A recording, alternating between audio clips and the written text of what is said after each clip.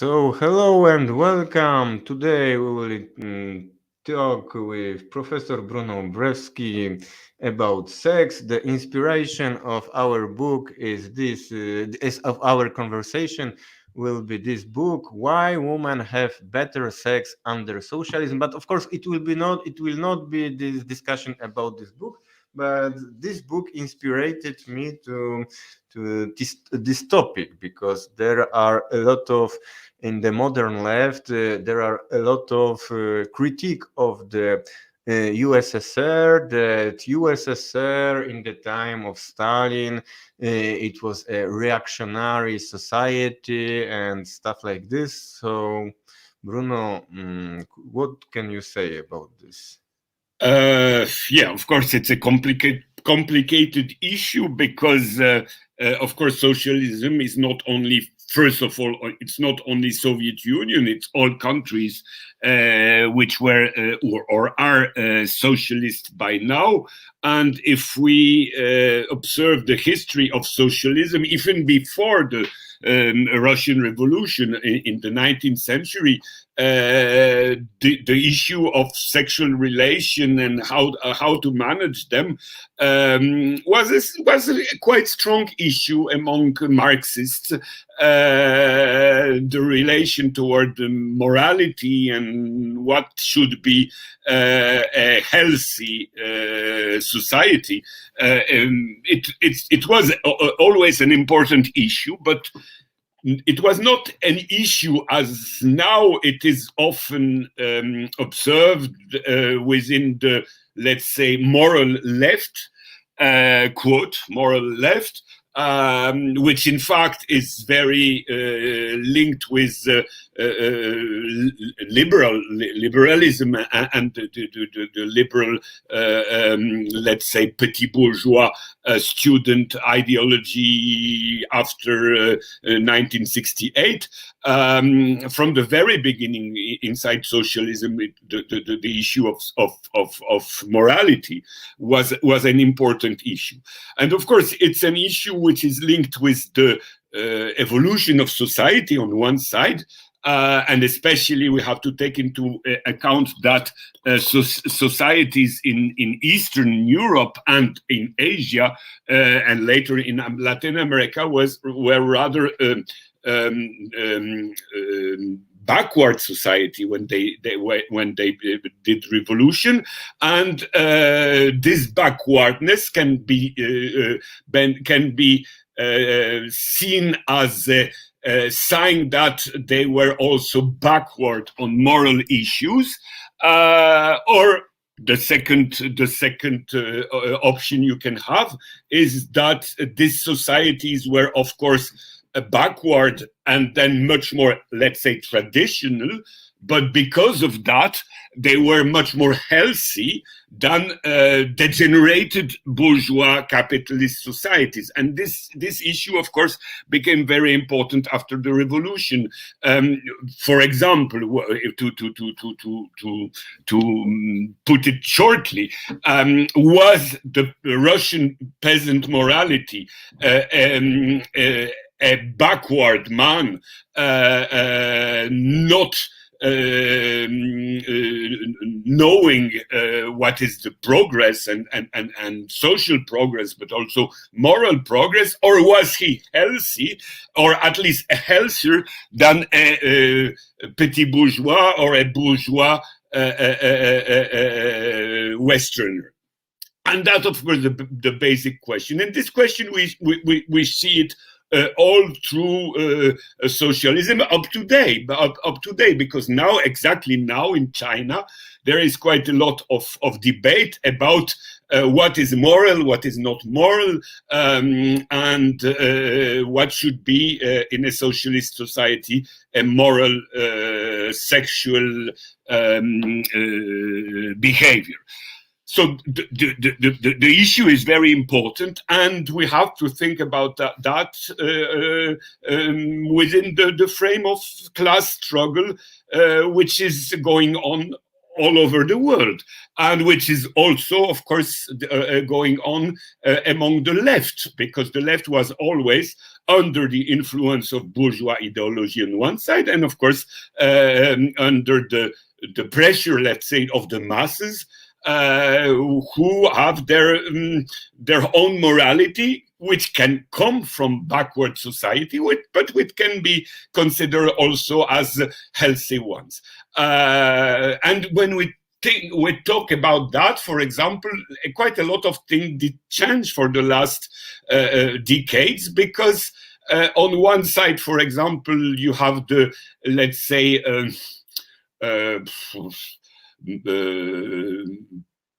openness of on sexual relation, which are coming from the, let's say, petit bourgeois left of the 60s,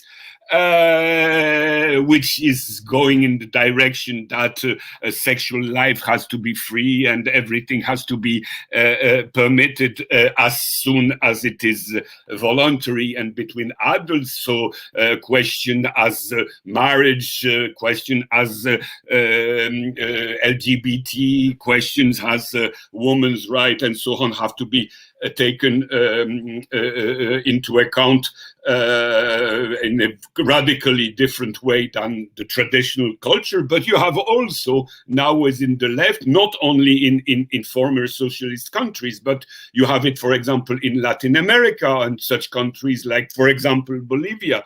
You have the ideas that the whole Indian pre-Columbian, pre-Hispanic, pre-colonial culture was much more socialist oriented than the colonial ideology and the colonial behavior, and because of that, concerning sexual questions as other question, let's say the pre-Columbian Bolivian culture is much more left oriented, much more healthy than what arrived from Europe. So what was considered as a tradition and backwardness for some leftists is considered by other leftists as progressive and healthy, and against bourgeois or aristocratic even degeneration. And when we think about that, we have also to think about earlier example concerning this question, because it's not only an issue that was that appeared with socialism and with different opinion we have inside socialism. Because if we take, for example, the example of French Revolution, we had, for example, in France, it's very it's a good example, because in France you had, for example, the Marquis de Sade and all this ideology of, let's say, libertarian, I would say, libertarian elite, which were developing at the end of the era pre-revolutionary. And on the other side, you had the people of Paris, who looked at the elite and at the royal court as a place of degeneration, and we would say today that if we take into account the let's say moral left point of view, that the people of Paris was backward, because he couldn't support not only Marquis de Sade, but all the ideology, all the behavior you had at the Versailles court, and the idea that a married man can have a mistress and the king have mistresses and so on and so on. At the time of French Revolution, it was considered by the people of Paris as a sign of degeneration of elite, and the people was healthy because they had the traditional way of looking at social and human behavior, simultaneously with progressive economical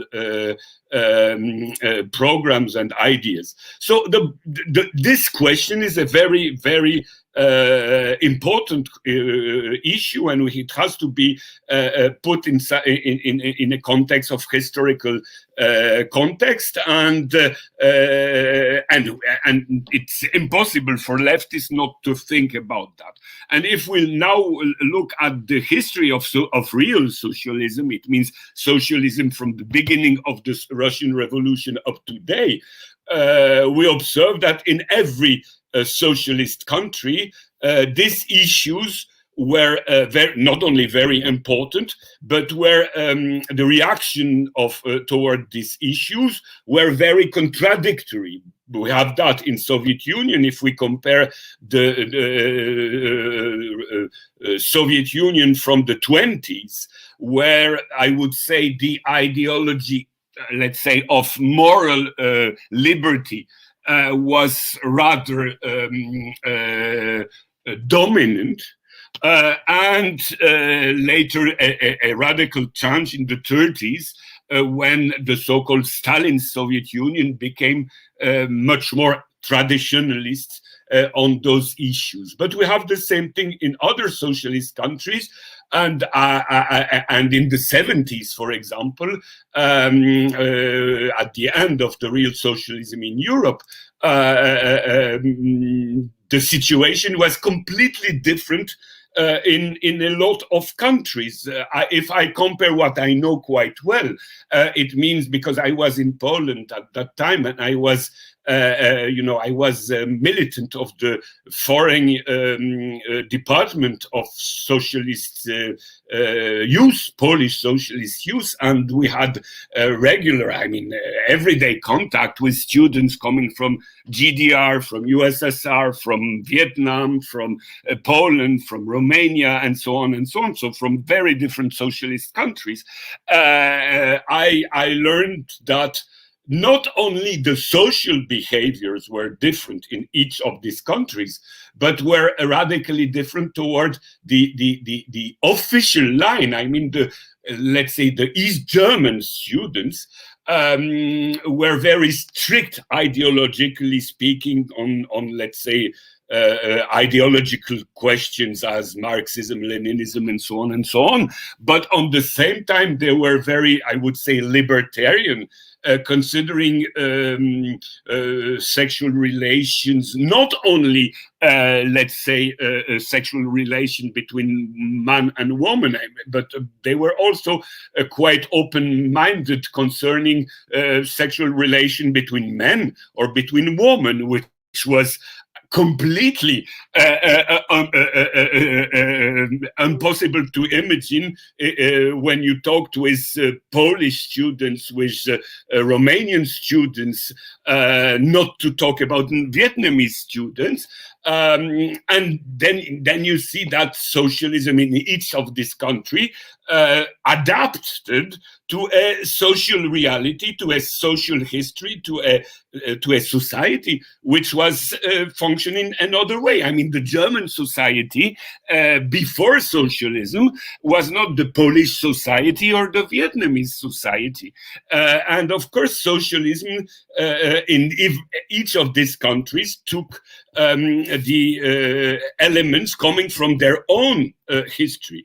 And we observe exactly the same thing. It's very interesting. We can have very different opinion, but it's very interesting to observe Cuban society, because Cuban society already before the revolution, but inside the revolution, it was the same thing. Cuban society was on one side a very, let's say, open-minded society toward man-woman relation inside or outside marriage. and the Cuban communist, I would say, everybody will tell you that in Cuba after the revolution, you couldn't find any Cuban, let's say, official who would not have earlier or later sexual relation with of course, his wife, but not only his wife. And it was quite accepted in Cuban society that it's normal that a man has relation with different women, and that women have also not only a relation with their husband. On the other side, Cuban society was very conservative, I would say, conservative quote, because it's a question of opinion. But anyway, Cuban society was very, very, very traditionally, let's say, thinking about same-sex relation up to the, let's say, up to the 80s. And then you had a quite radical change. And now the daughter of Raúl Castro, which is one of the leader of the revolution, is at the forefront for the fight for the LGBT rights in Cuba. So you understand that this issue is dividing Cuban society, but dividing also the communists in Cuba, and of course, whatever we think about that, we have to think about that in the context of an evolution of society, whatever we think about this evolution, good or bad. But we have to think that socialism is an experience that makes society change, and society do change. And the history of Soviet Union on that aspect is also very interesting. And this issue are linked with so-called morality, of course. It's not only the question of sex relation, it's the question of abortion, it's the question of what is moral and what is not moral, but it's also a question of economy to a certain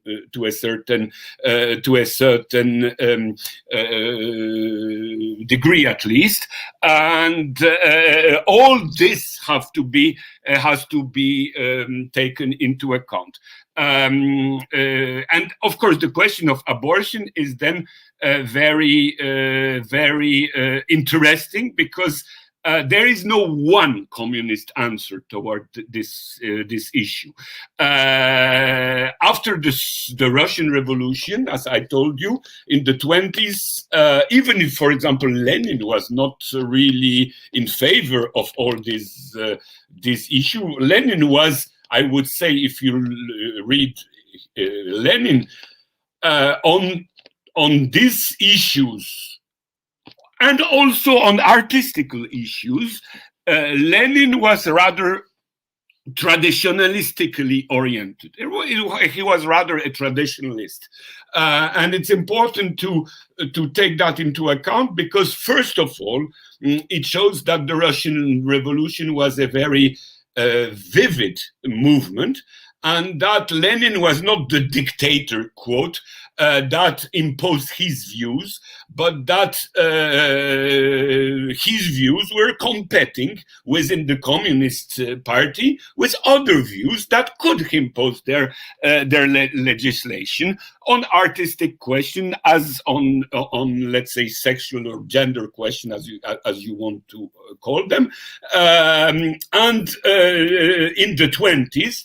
The Lenin points of view were not dominant within the Soviet, let's say, leadership, and that's why the law concerning things like marriage, abortion, homosexuality, and so on, were very, very, I would say, open.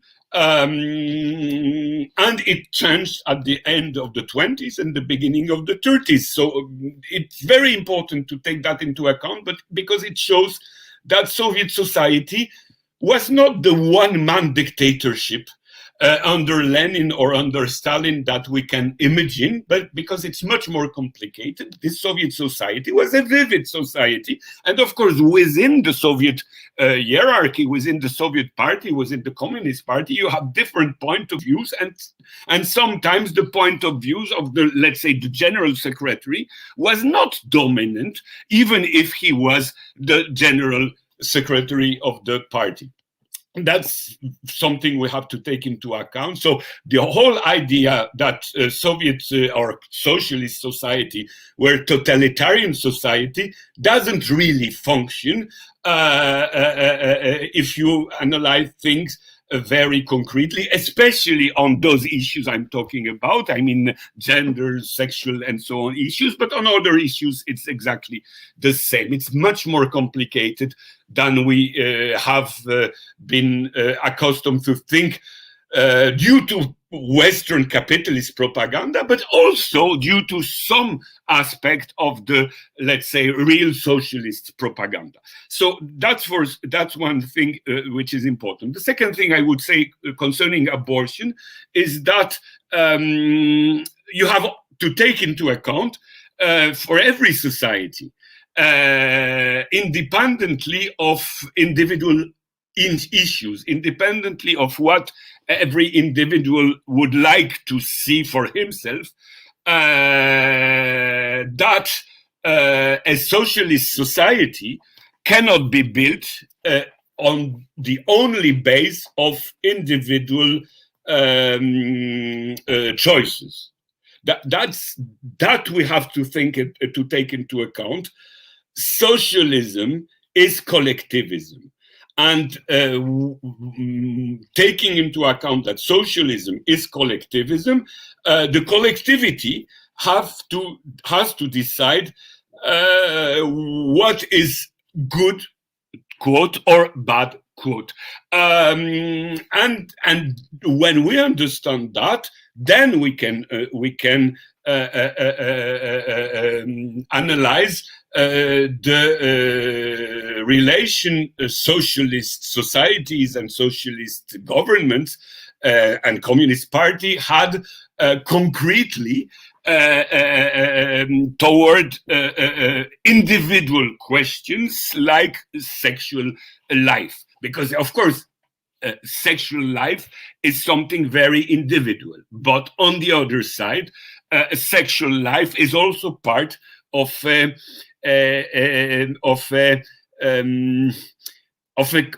society, and you cannot think about social life not taking into account what the collectivity at a certain moment of history thinks about that. Just one moment, I have to close something.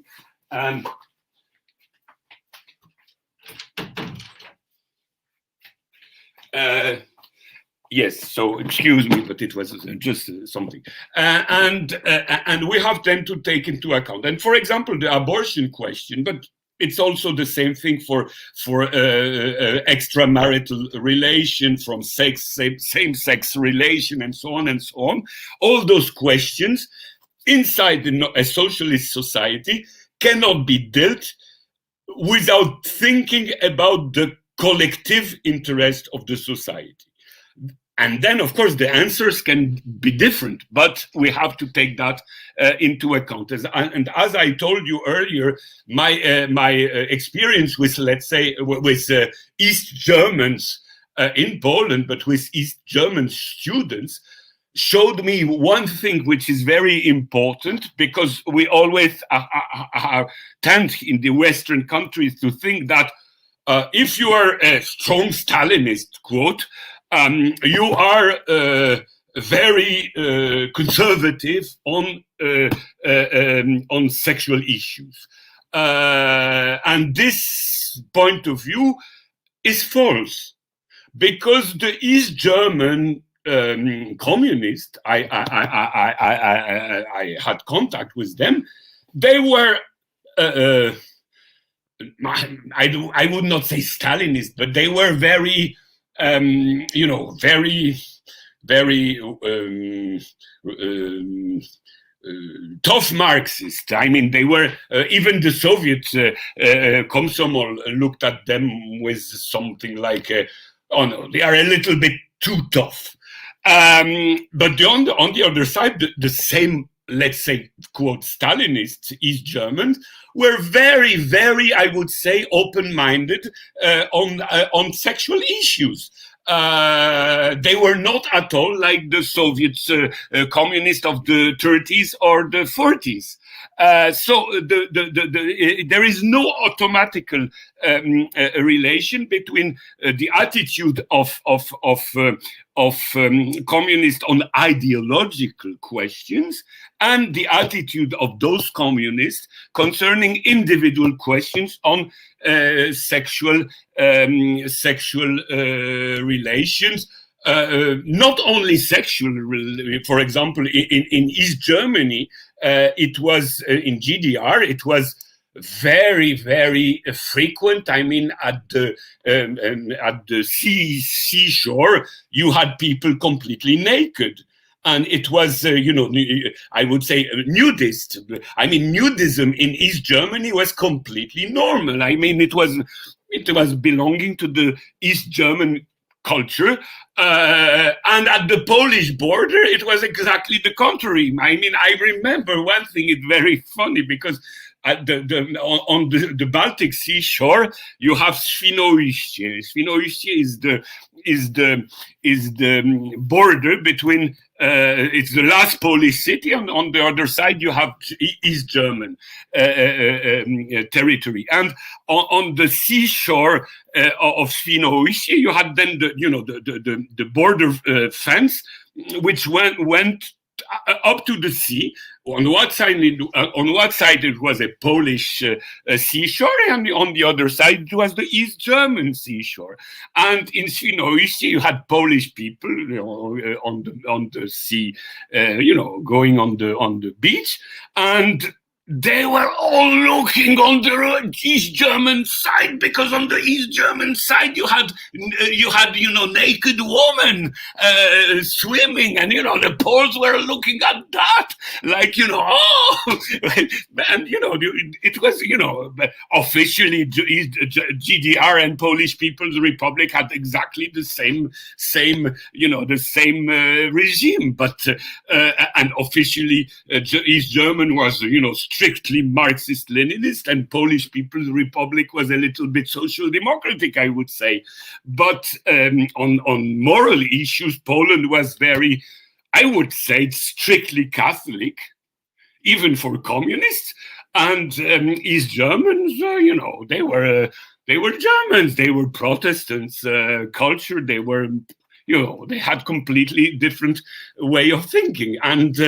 And that's very important, because we have to take that into account. What I say, it's that we have to take into account the society, not only the leadership, because the leadership is always the product of a society at a concrete moment.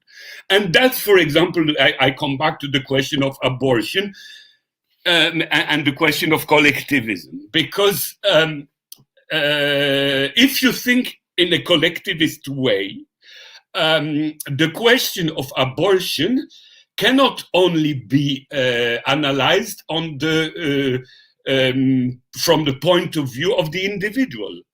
It means, a woman is pregnant, she doesn't want to have child, so she make abortion.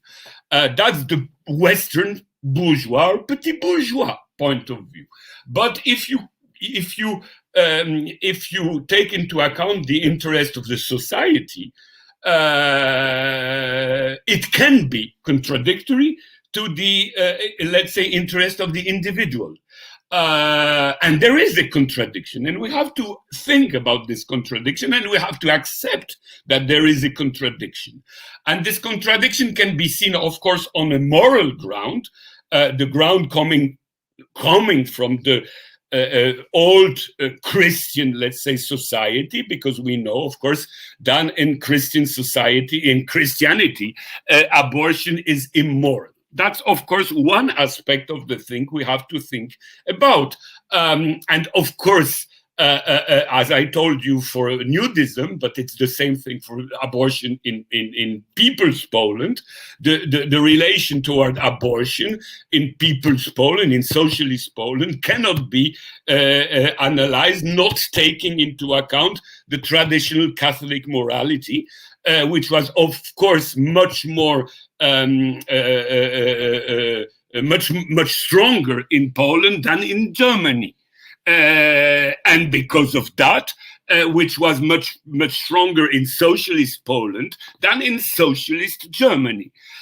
This aspect is important, but this aspect is not enough to think about that. The second question, if you look at the question of abortion from the social collective point of view, is also linked.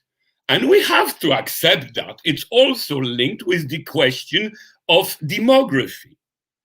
Demography is something collective. It's not only something individual. And of course, in a society who needs new workers, who needs a lot of young, energical people to build socialism, this point of view can go in the same direction as the traditional morality, but for very different reasons. It's the question of building socialism. If you want to build a strong socialism, you can. Of course, it's matter of discussion, but you can think we need a lot of children. So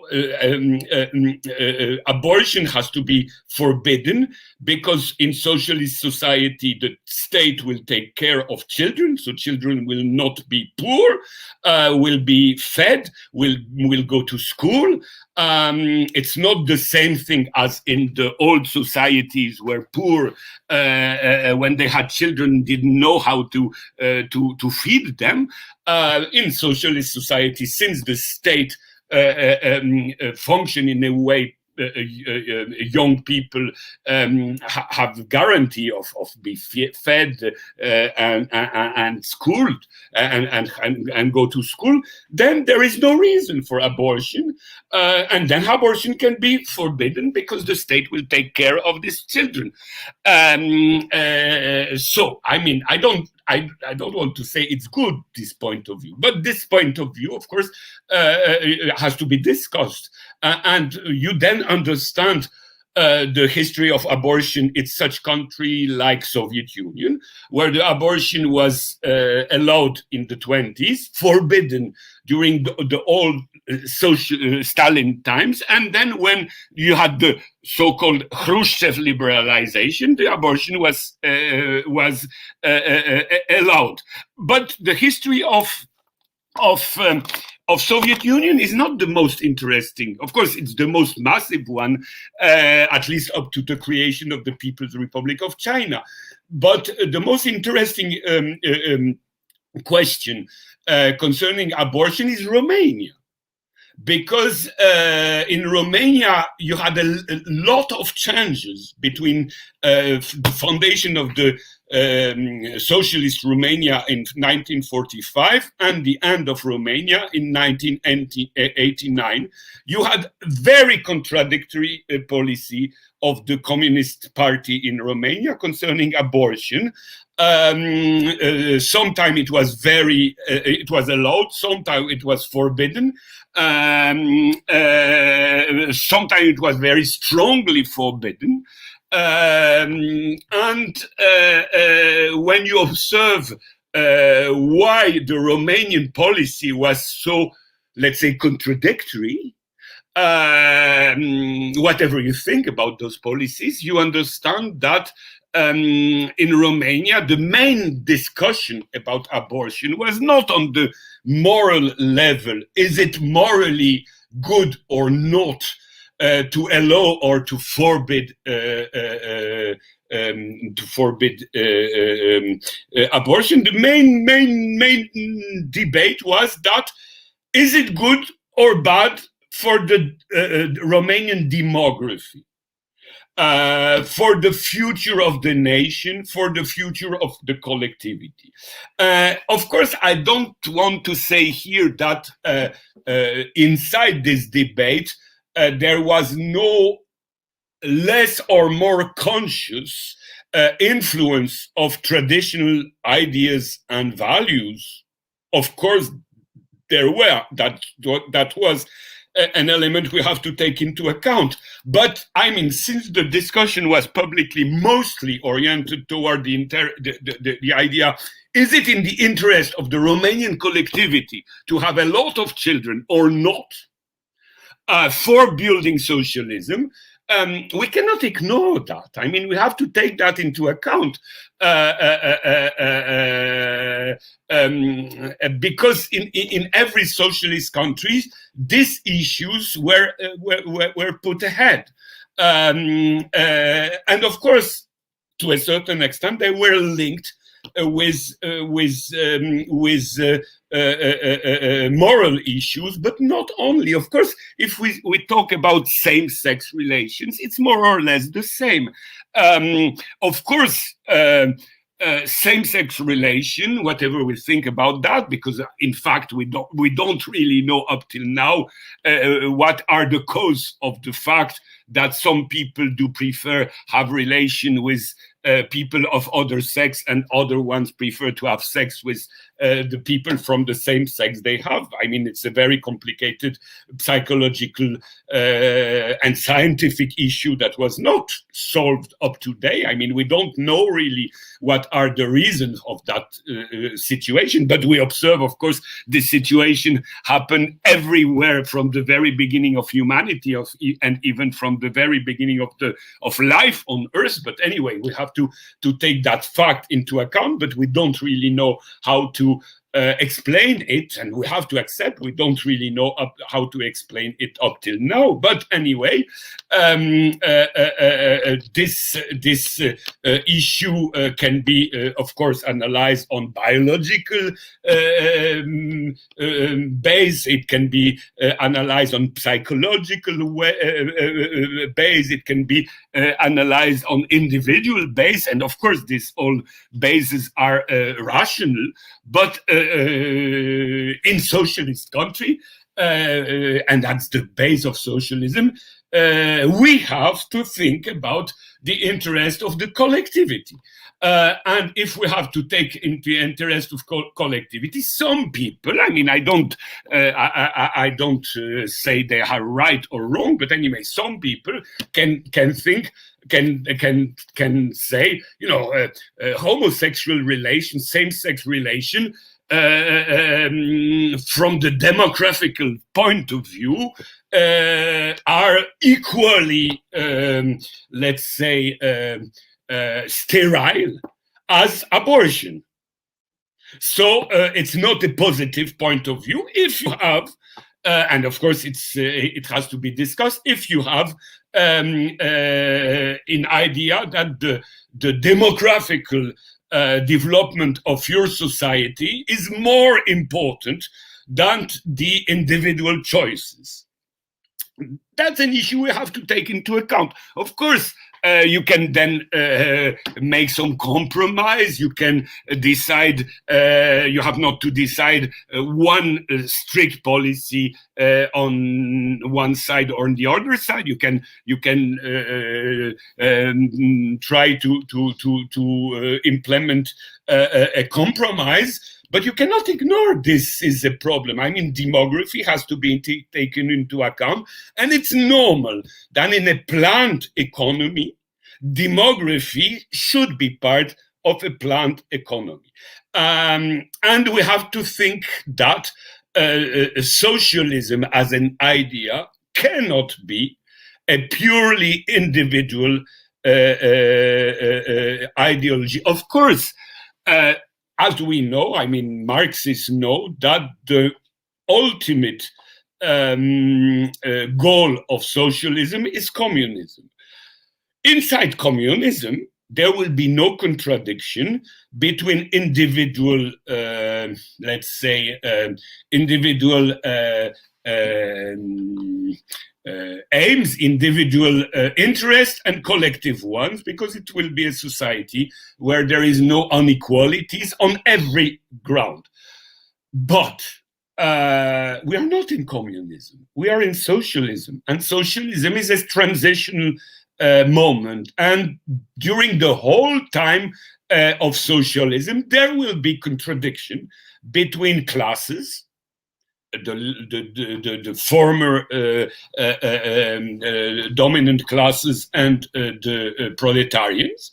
But there will be also other contradiction, maybe less important, but still very important, between the old ideas and the new ideas, between individual interests and collective interests. And that we have to take into account. We must accept that.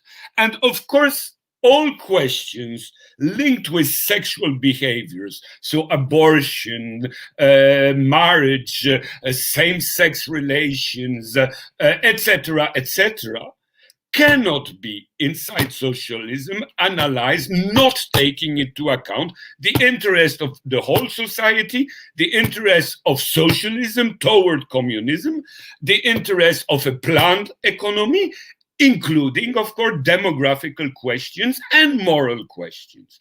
And of course, what I'm telling now is it's a very complicated issue. And I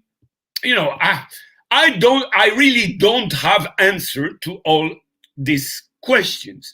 Of course, I would like a society where everybody would be happy, individually, of course, or collectively. But that is a communist society. The way to tend toward communism is dividing us.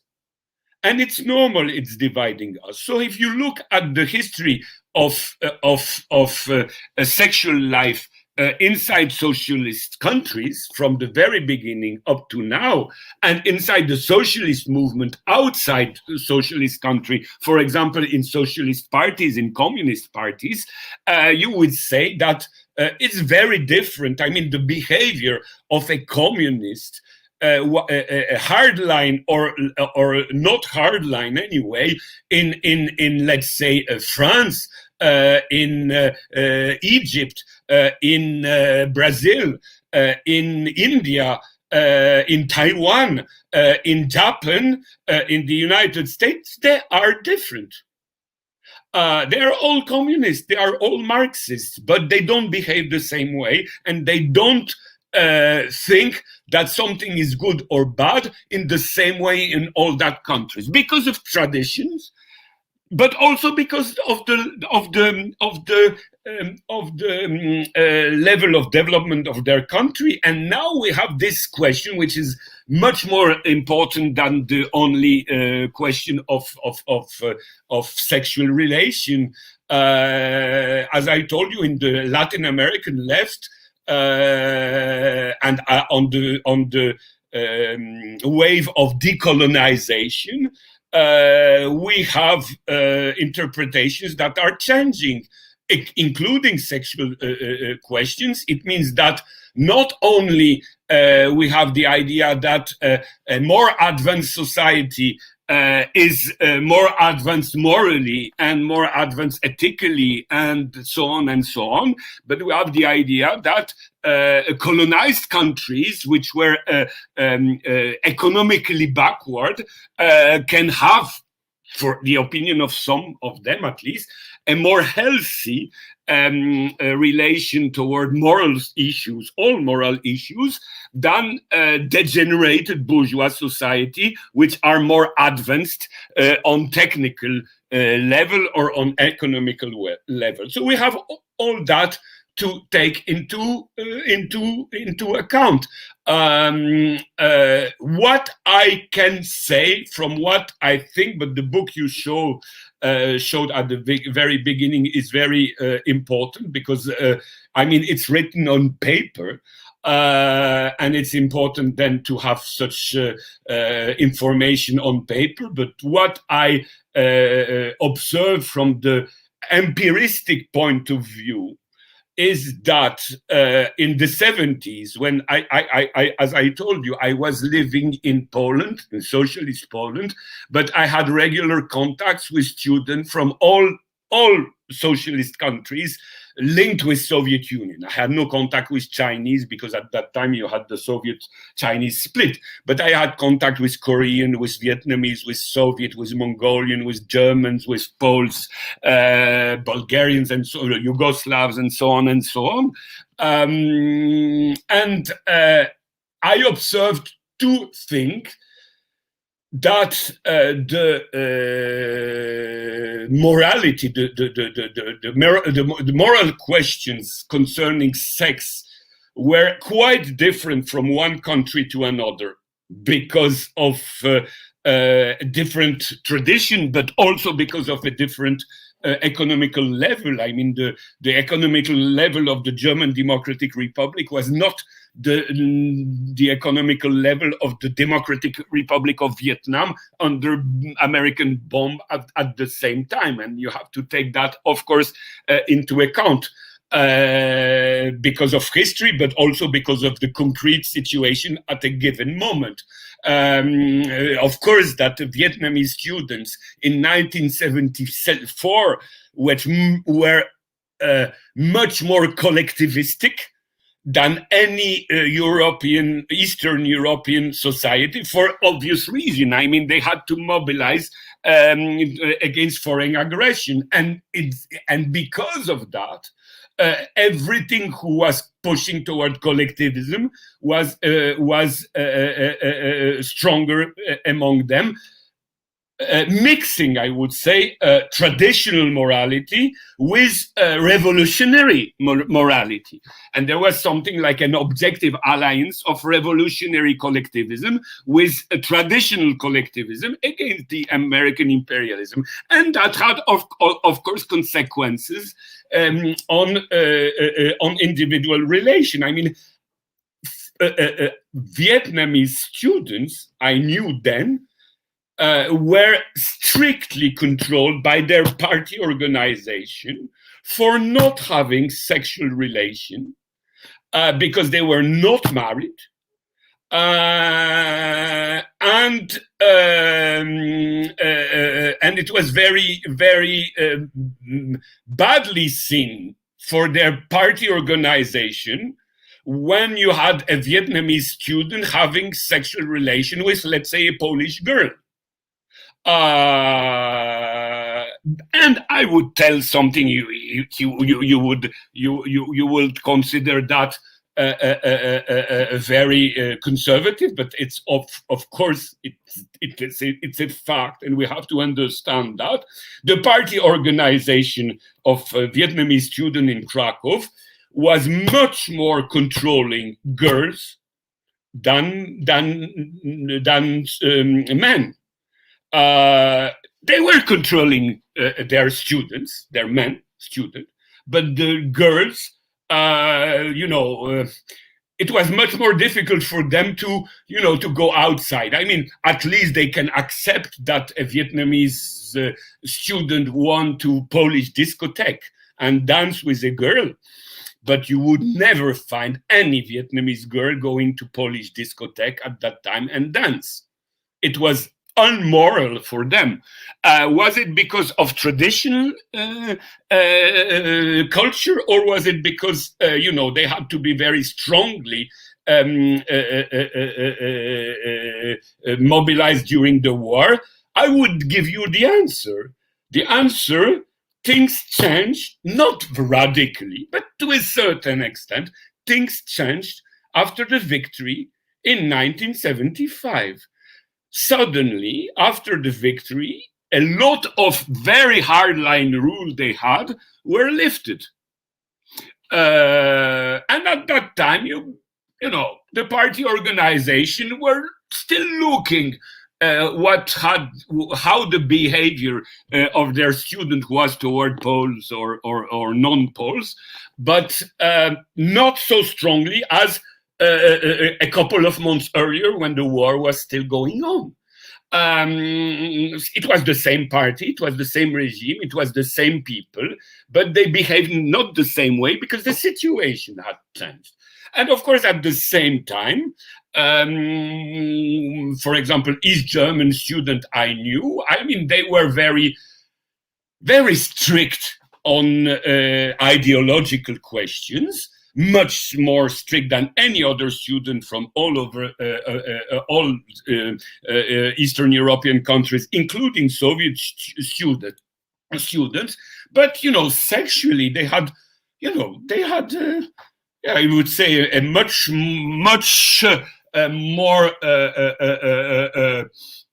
free life than other students from socialist countries. That's one thing. The second thing I would say is that, generally speaking, I mean, concerning Polish student, East German student, Soviet student, with the exception of what I told you with the Vietnamese student, which were in completely different situation. But from Bulgaria up to as East Germany and from Romania up to Soviet Union, I would say sex was not something you talked so frequently as in Western world.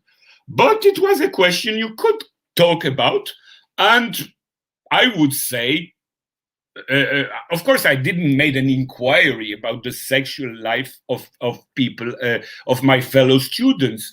But I would say that as I told you, the official morality was different for East German, for Poles, for Russians, but or Soviet rather. But on the everyday life, their life was quite free, and they had sexual relation. The difference with the Western world was you don't have to talk about it, you don't have to show it, but it was obvious for me that some students had, sexual life, and that they had they were quite free. And I would say I had the impression that they were quite healthy in their relation. I mean, they made compromise between the official morality and reality of their, individual, let's say, relation. And I can testify, because I observed that it was that not only for man-woman relation, but it was also the case for same-sex relation. I mean, I knew quite some, not a lot, but I knew Poles and Soviet students who would be called now homosexuals. And, they didn't show what they were doing, but, everybody knew that they were rather on that side of the scene. And, it was not for them something they had to strictly hide because they were terrorized about that. It was, that's their things. It's private life. Don't take about that. Don't show it, but do what you want. And I saw that in Poland, and I saw that in Soviet Union, because I was in a different occasion in excursion in Soviet Union. And, I observed things, Westerners can imagine, but I observed one Soviet, let's say, when you are in group, you have the one who is the guide.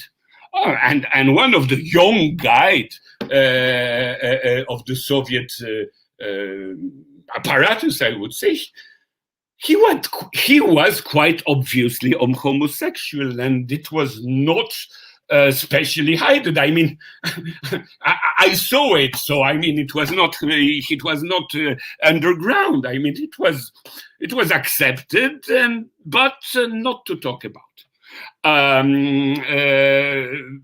And because of all what I'm telling now, I had the impression of course, it's the personal impression, because I was also living there, and I had also my personal and my individual life there, in people's Poland, with people from Poland and from other countries. I mean, I had girls from, Polish girls and Russian girls and so on.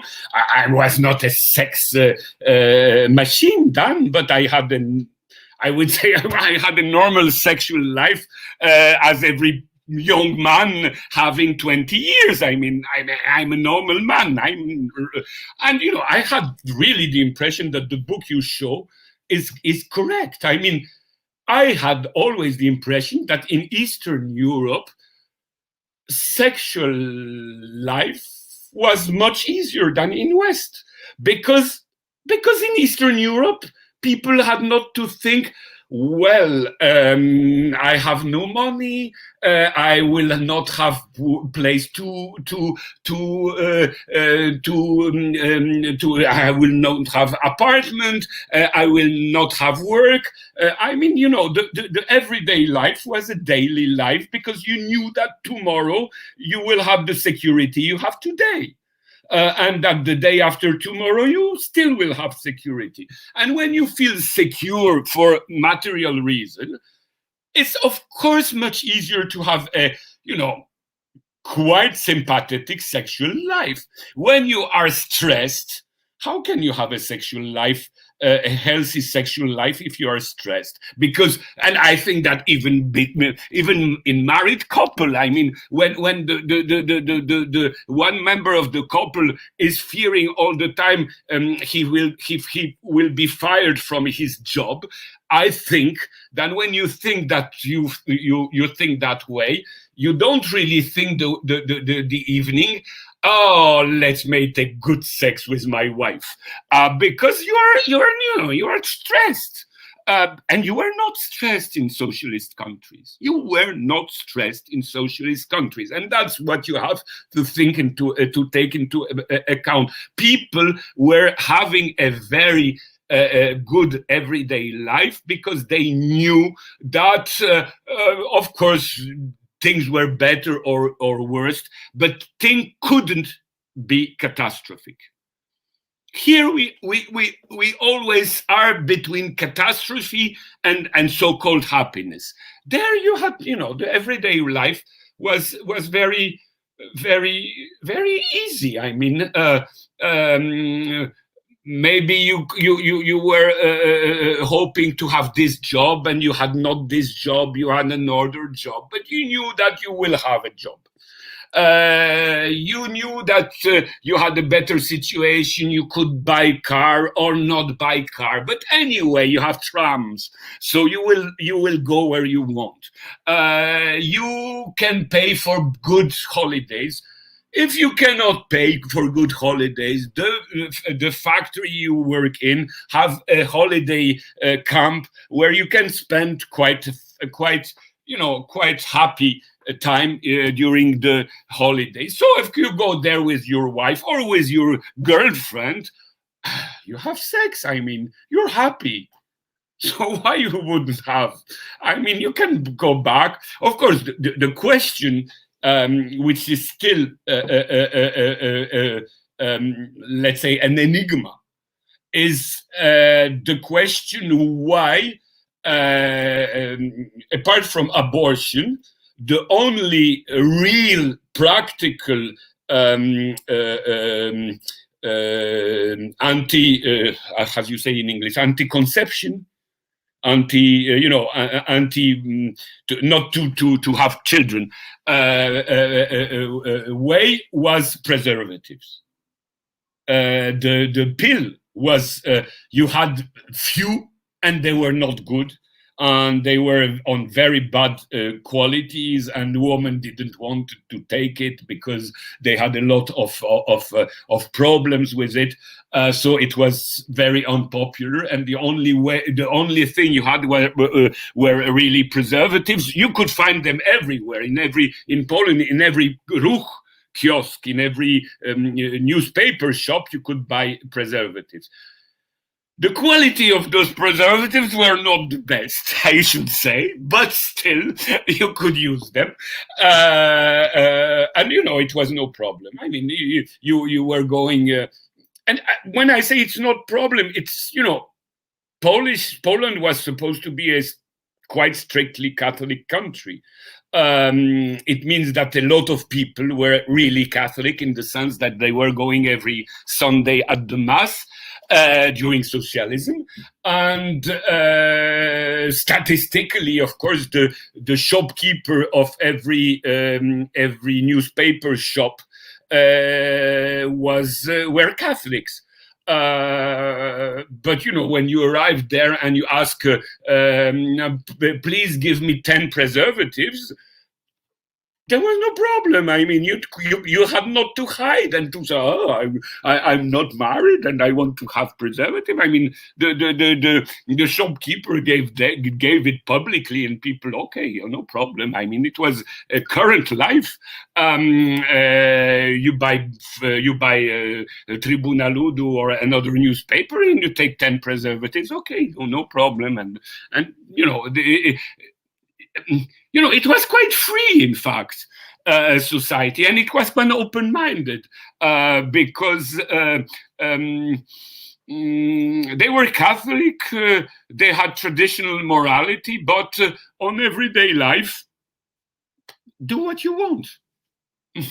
And that's it. So that's my point of view from theory and from practical in those countries. And of course, as I told you, Cubans, which were much more, let's say, sexually active than Estonians. But I think it's cultural that, everybody knew, he's Cuban, so he has 20 girls in 2 months. But we were joking about Cubans because, they were known as, very, very active students on that field, which was not, of course, the case of Eastern European, not the case of all Eastern Europeans. It was also well known that Arab students were quite equally active as the Cuban ones. And Palestinians and Iraqi, they want to have blonde Polish girls. Of course, the problem is that, and that's important, if I look at a student coming from foreign countries in Poland, because it doesn't concern, of course, Poles, coming from socialist countries or from third world countries, you had much more boys than girls. You had girls, but still, if I remember statistically, I would say that the ideal society was still East Germany, because GDR students were almost half girls, half boys. But Romanian students, I would say, were 75% boys, 25% girls. Soviet students, it was more or less the same. Czechoslovakian student, it was half-half. Arab student, it was 90% boys, 10% women. A Vietnamese student, it was almost like that. Yeah, maybe 80% boy, 20% girl. Cuban student, it was rather boy than girls. Of course, I didn't make statistics, but thinking about the people I knew, that's the impression I talked about after, in fact, because at that time I didn't think about that. Now it appears to me that, in fact, that's right. When students were going in foreign countries, from socialist countries or from socialist Marxist organizations in, let's say, Arabic countries, African countries, and so on, you have a difference, and this can be considered as a as a cultural difference. For example, I don't remember any Palestinian girl. Algerian, some woman, but not a lot. India, it was only boy. I didn't had communist Indian girl student. From Black Africa, you had some, not a lot, but you had some African girls. From Latin America, from Cuba, as I told you, it's mostly men, boy.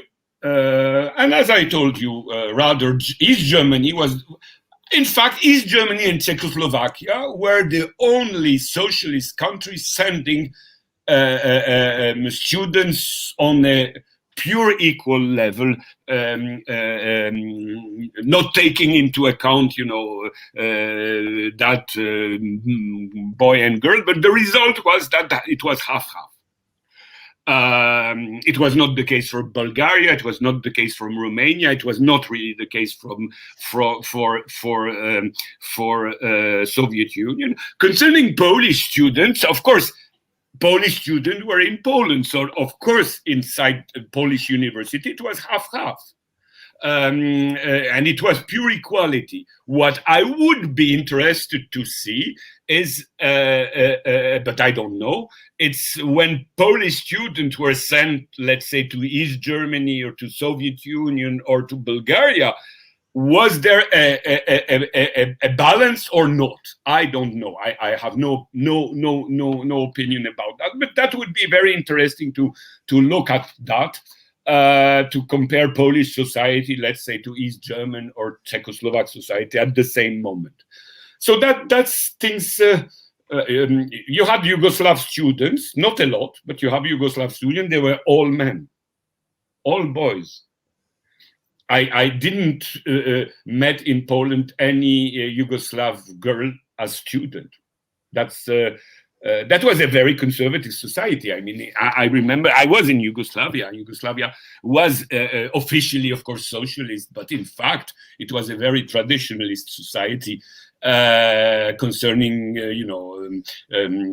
gender issues, as we call them now, because it's important also to know that the vocabulary of that time was completely different. I mean, gender was not existing as a word, LGBT was not existing as a word, and that's very important to understand that those issues were not really analyzed at that time. Yes, I think that that's what I had to say. I maybe have some questions. Yes, I have a lot of questions because the subject is very interesting. And very large. very large. And there is also one question from the chat. But firstly, maybe I ask my question. Okay. So because I have many questions, I already will ask you a few. First question, it is the prostitution. So I would like to know two things. First, how it was presented in the official way, in theory, in the I don't know, books of Lenin, Stalin, Bierut, Gomulka, how they and also reality. It was that the word is the same like the practice, or it was something different. The second thing, could you say something about the homosexual community in Krakow in 1917? Is there are they, because today the minority, sexual minority, they try to build the community, they organize themselves. If the people in Poland, homosexual in Poland, they were organized, if it is possible, they seen these people in the in the streets. Okay. Okay. And also, okay, so the last question now, which I want to ask you is there are some famous communist or revolutionary or I don't know theoretician who is known like as homosexual? The last question, to tell you the truth, it's not a question I really analyzed. I heard about it, but I cannot give you any name. I know that among, let's say, for example, British communists, leaders, you had some homosexual, but I couldn't tell you the name. In Eastern Europe, I mean, in socialist countries, to tell you the truth, objectively speaking, I cannot answer. I mean, I guess you can find some information about that. Okay. So it's not a subject I work other question that some right-wing idiots, they said that the relation between Marx and Engels, it was a little homosexual relation. Do you know something about this? Because in the letter of Marx or in the letter of Friedrich of Engels, you can find the words like "my dear," "lovely." So what? I mean,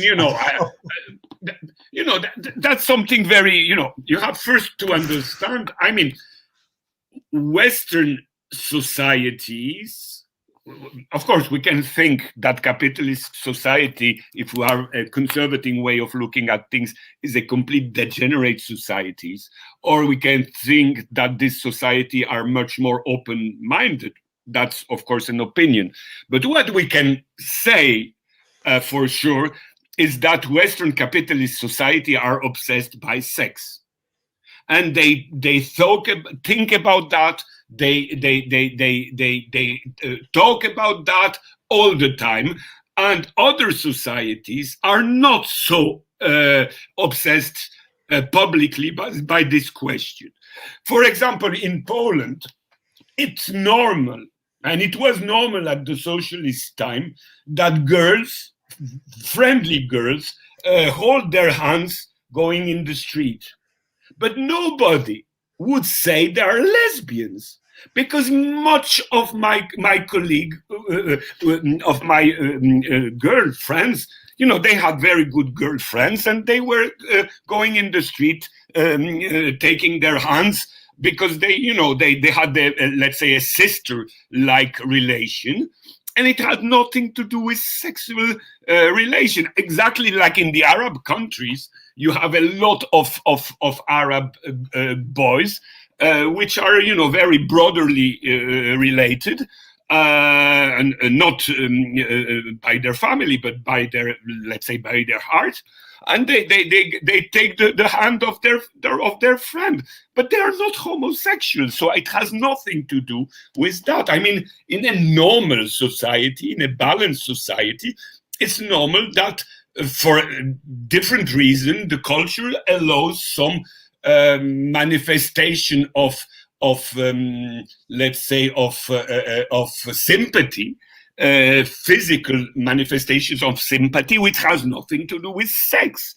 And it's the same thing with the vocabulary. It's not because you are telling to somebody, "Oh, my dear," that you want to sleep with him. Or when you say "my beloved brother," I mean, here in France we have a lot of Arab friends, and I mean a lot of Arab friends tell me, or "oh, my beloved brother." But that doesn't mean that he wants to sleep with me. It's just that in their culture it's normal. So I don't really know about Engels and Marx, what they were telling and what they were feeling. But we have to take into account that now we're obsessed by these questions, and we are looking or pushing people in the bed when there is nothing to do with that.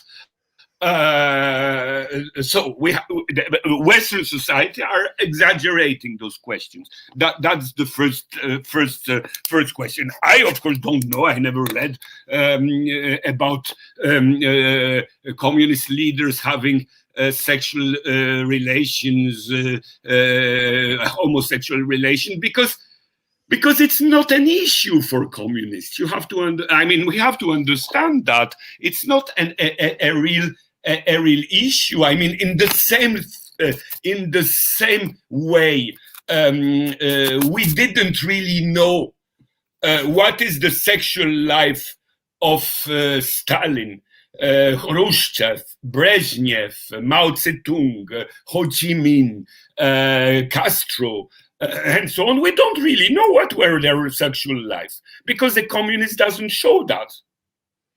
It's its personal life. So I don't know. I mean, the wife of Brezhnev, you saw her 2 times in the Soviet TV for the whole time of Brezhnev as a general secretary of the party. Everybody knew that Brezhnev has a wife. So what? But nobody saw her. I mean, it was his personal thing. I mean, and it was normal that it was abnormal if you would have seen the wife too much. Of course, there was 2 exceptions. It was Romania and German Democratic Republic. But whatever we think about those cases, if the wife of Honecker was well known, or if the wife of Ceausescu was well known, it was not because it was they were his wives. It was because they were political activists. Of course, we can suppose that the fact that the Honecker's wife was the wife of Honecker helped her to become the Ministry of Education in the German Democratic Republic. That's, of course, we can think about that. But whatever we think about that, we cannot deny the fact that Margot Honecker was a strong activist, political activist, like was, for example, Nadezhda Krupskaya. I mean, she was the wife of Lenin, but everybody knew that she was very active on political ground, and she would have been active on political ground, not being the husband, if Lenin was not her husband. So in socialist countries, the personal life of a leader was by definition not an issue. It had to be not an issue. It was his personal life, and the border between personal life and collective life had to be strictly respected. And that's important. I mean, that's the same thing for Mao Zedong. I mean, the wife of Mao Zedong, as you know, was a very, very, very politically active woman, Jiang Qing, during the Cultural Revolution. But nobody knows really what was the sexual life of Mao Zedong and Jiang Qing. And that's the first. And the second thing is that on different occasions, Mao Zedong has a different point of view on some issues that his wife. They were married, but they were politically engaged, but they were not having exactly the same point of view on every issue. They could have differences. So they were known not as a couple, but they were known as political militants. And of course, everybody knew that Jiang Qing was the wife of Mao Zedong, but that's all. Nobody was asking what type of relation they have, because it was not an issue. I mean, on that way, I think the socialist societies were much healthier, because as you observe the situation in the Western world, We are supposedly knowing what is the almost sexual life of Macron, Trump, and so on and so on. But in fact, it creates a very unhealthy situation, because you don't really know who is leading the country, and it's not. It's very important to know that the last moment of Soviet Union with Gorbachev was the worst one on this question, because then Soviet Union became westernized. And if you talked with Soviet people at that time, quite a lot of them were unhappy with the fact that Gorbachev's wife was active, but not as a political militant, but as the wife of Gorbachev. And I remember Soviet people telling me, well, we do not know if the decision taken by Gorbachev are taken after the reunion of the Central Committee, or were they taken in Gorbachev's private kitchen. Due to discussion with Gorbachev's wife. And the role of Gorbachev's wife was really badly seen by a lot of Soviet people. And of course, it creates misogynic reaction, because you have people in Soviet Union, and up till now in Russia, telling that all what happened in Soviet Union bad, it's because of Gorbachev's wife, like she would be, the devilish element within the Soviet system. And this come back to reactionary way of life. I mean, way of looking at things, because it come back to the Bible that, Adam was quite a good man, but Eve was the bad one that pushed him to make a sin. So, I mean, Gorbachev's wife was devilish, and she pushed him to make to make sin and to dissolve Soviet Union. Of course, it's a very backward way of looking at things, but it was the reaction to something which was unhealthy. I mean, a mixture of private life and collective one. The other question, I don't really know what was the homosexual life at the socialist time, because I was not really interested by it. So what I can tell you is what I heard or what I saw, but I didn't analyze that in a very, very, very strong way. What I can say is what I told you. It is that in People's Poland, in Socialist Poland, a same-sex relation was, of course, existing. People rather knew about it or didn't, depending, I guess, from the cases.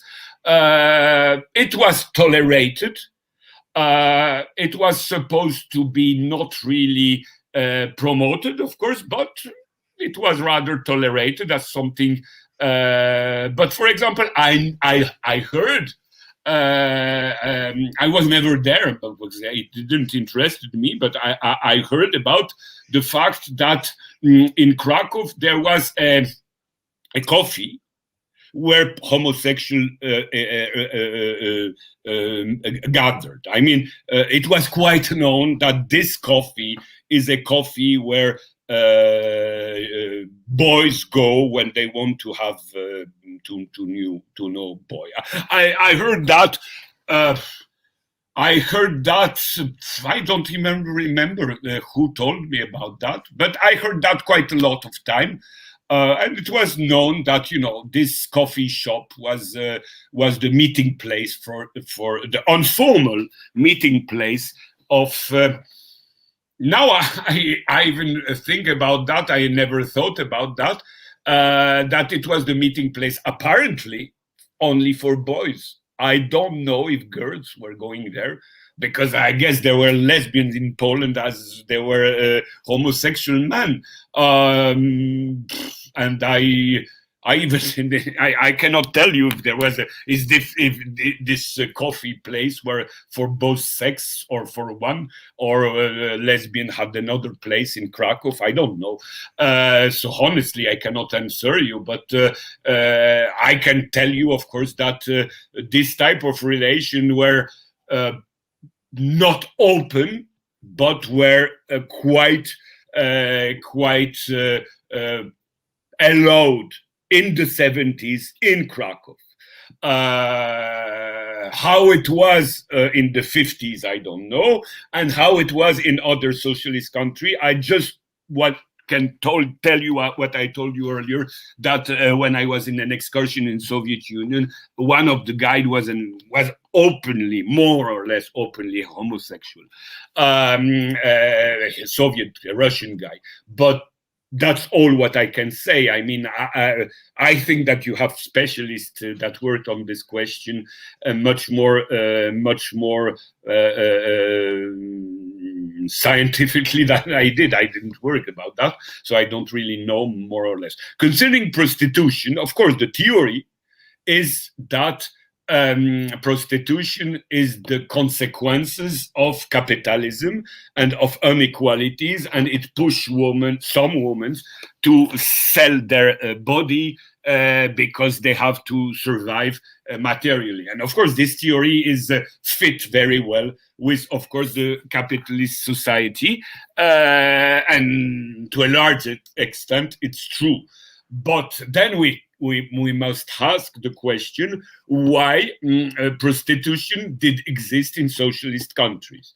Of course, I would not say, I have no statistics, but I would not say that prostitution in socialist country was really developed, and how it did function.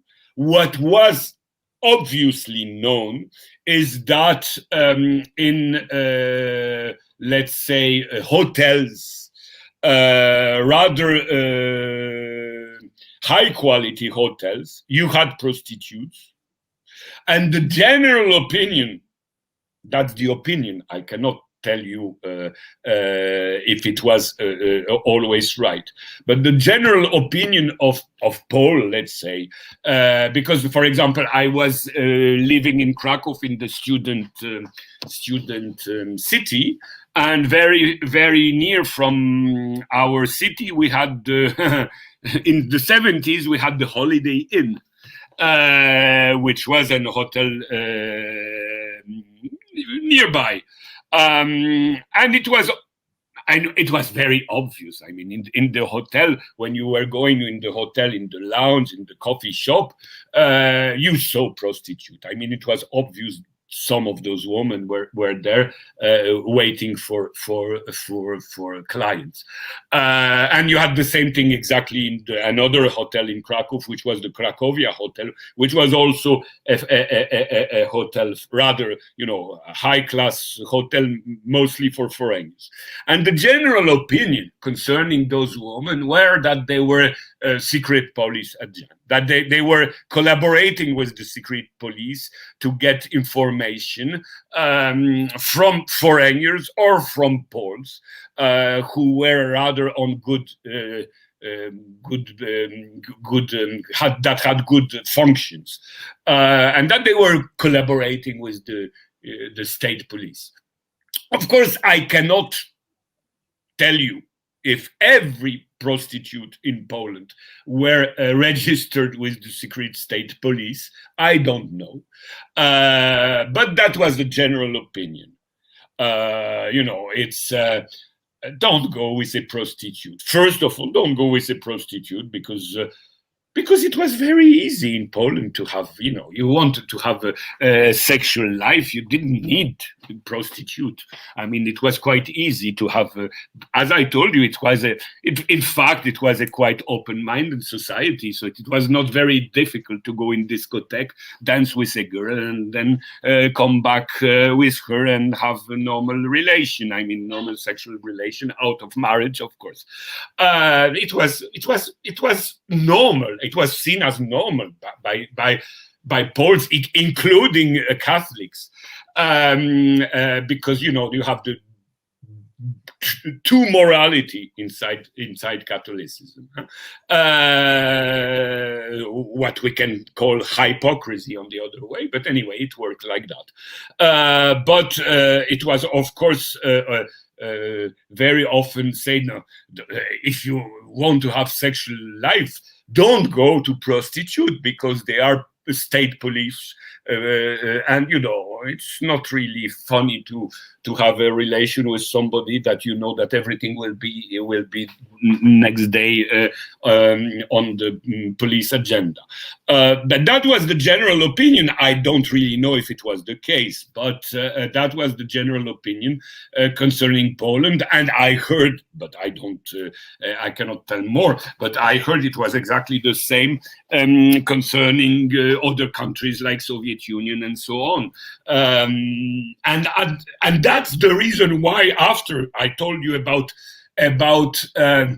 this homosexual guide, Soviet guide in Soviet Union, and later when I begin to think about that, that's important. I mean, to think about the fact that I didn't think about that at that time because it was not an issue, and I think about that.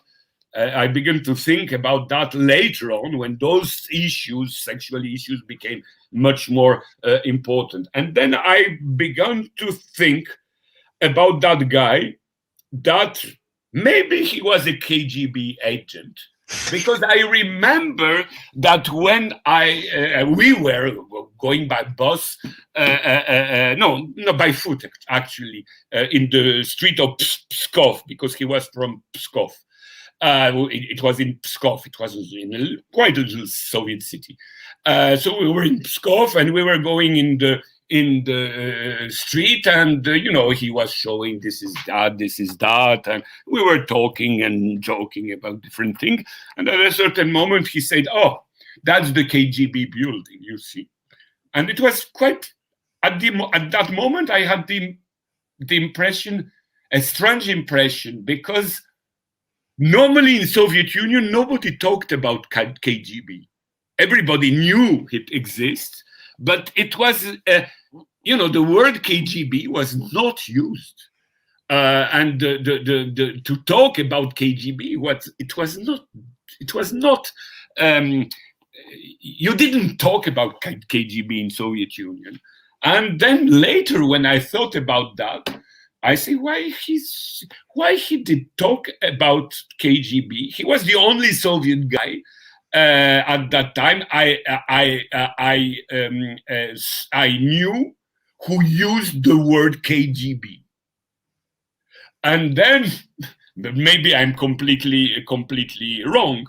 Then I thought, oh, maybe he was homosexual, but he was also an agent of the KGB for foreigners. Who knows? I don't know. I don't. I would like to know, but maybe it's a possibility that came into my mind. But maybe also it's a deviation of my mind because of Western obsession towards sex. I'm living in Western world. I'm always accustomed to think that way, and maybe I'm a little bit too obsessed by sex as every Westerner. As I was not at that time. I mean, I knew sexual life, but it was not an obsession like in the Western world. Now, sex in the East, it was something very, very natural, very sympathetic, of course, but it was not an obsession. Here is always a gender question, LGBT question. I think that that's right. Our society are obsessed by sex. Let's say our societies, Western capitalist societies, are obsessed by this issue, which is not so important. It's important, but it's not so important as people say now. And to a certain extent, communists at that time were right. Western societies are degenerated on these issues, as they are degenerated on a lot of issues. There are the commentary which I will read. Homosexuals are a tiny percent of the population, yet 60% of the time of Western leftists is spent obsessing about them. That's right. That's right. That's right. I mean, we are talking about secondary issues, especially within the left. So to sterilize left, basic questions, basic issues are class issues, imperialist issues, and other issues. They are existing, but they are secondary to the main ones. And on this point, it's very important. Yes, we have to be leftists and not go along the agenda of the enemy. And the enemy wants us to concentrate on secondary questions, so not to deal with main issues. That's right. That I agree with that. I plenty agree with that. As I told you, in socialist country, there were things good and bad. I don't deny that, but everyday life was much more healthy and much less complicated than everyday life in Western countries, in capitalist countries. I mean, the atmosphere, the everyday life in the 70s in Poland, I mean, it was so easy comparing to nowadays. And when I'm telling so easy, it means on economical ground, on social ground, on sexual ground. Of course, people will tell you, yeah, but in the shops you couldn't find this or you couldn't find that. And that's right. But so what? I couldn't find meat one day. Okay, no meat. Then I take eggs. The second day I find chicken and I would prefer to have beef. Okay, I take chicken, but it's not, it's not a basic issue.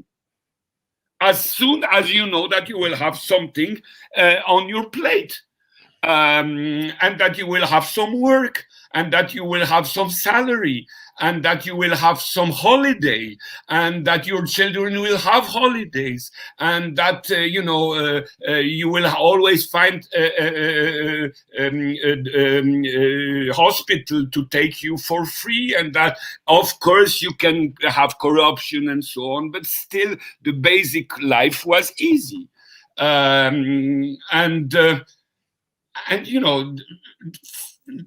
Basically, the life at that time was not stressing, and it's a paradise-like life. When I compare life at the time I was not stressed with the time I began to be stressed, and that's the point. And people don't understand that in socialist country as soon as they don't experience capitalism.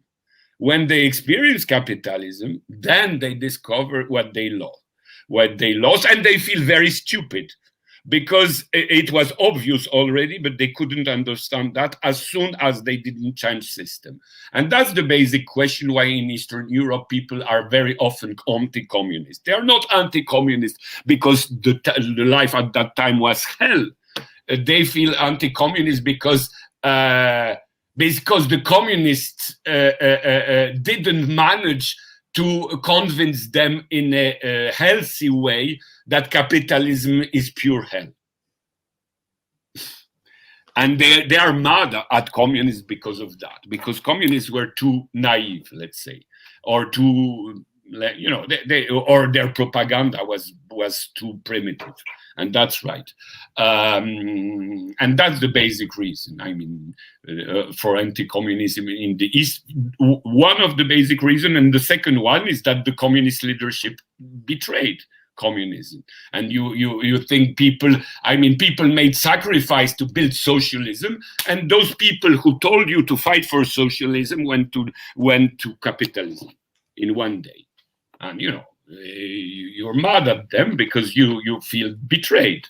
So you're anti-communist because communism produced such bastards.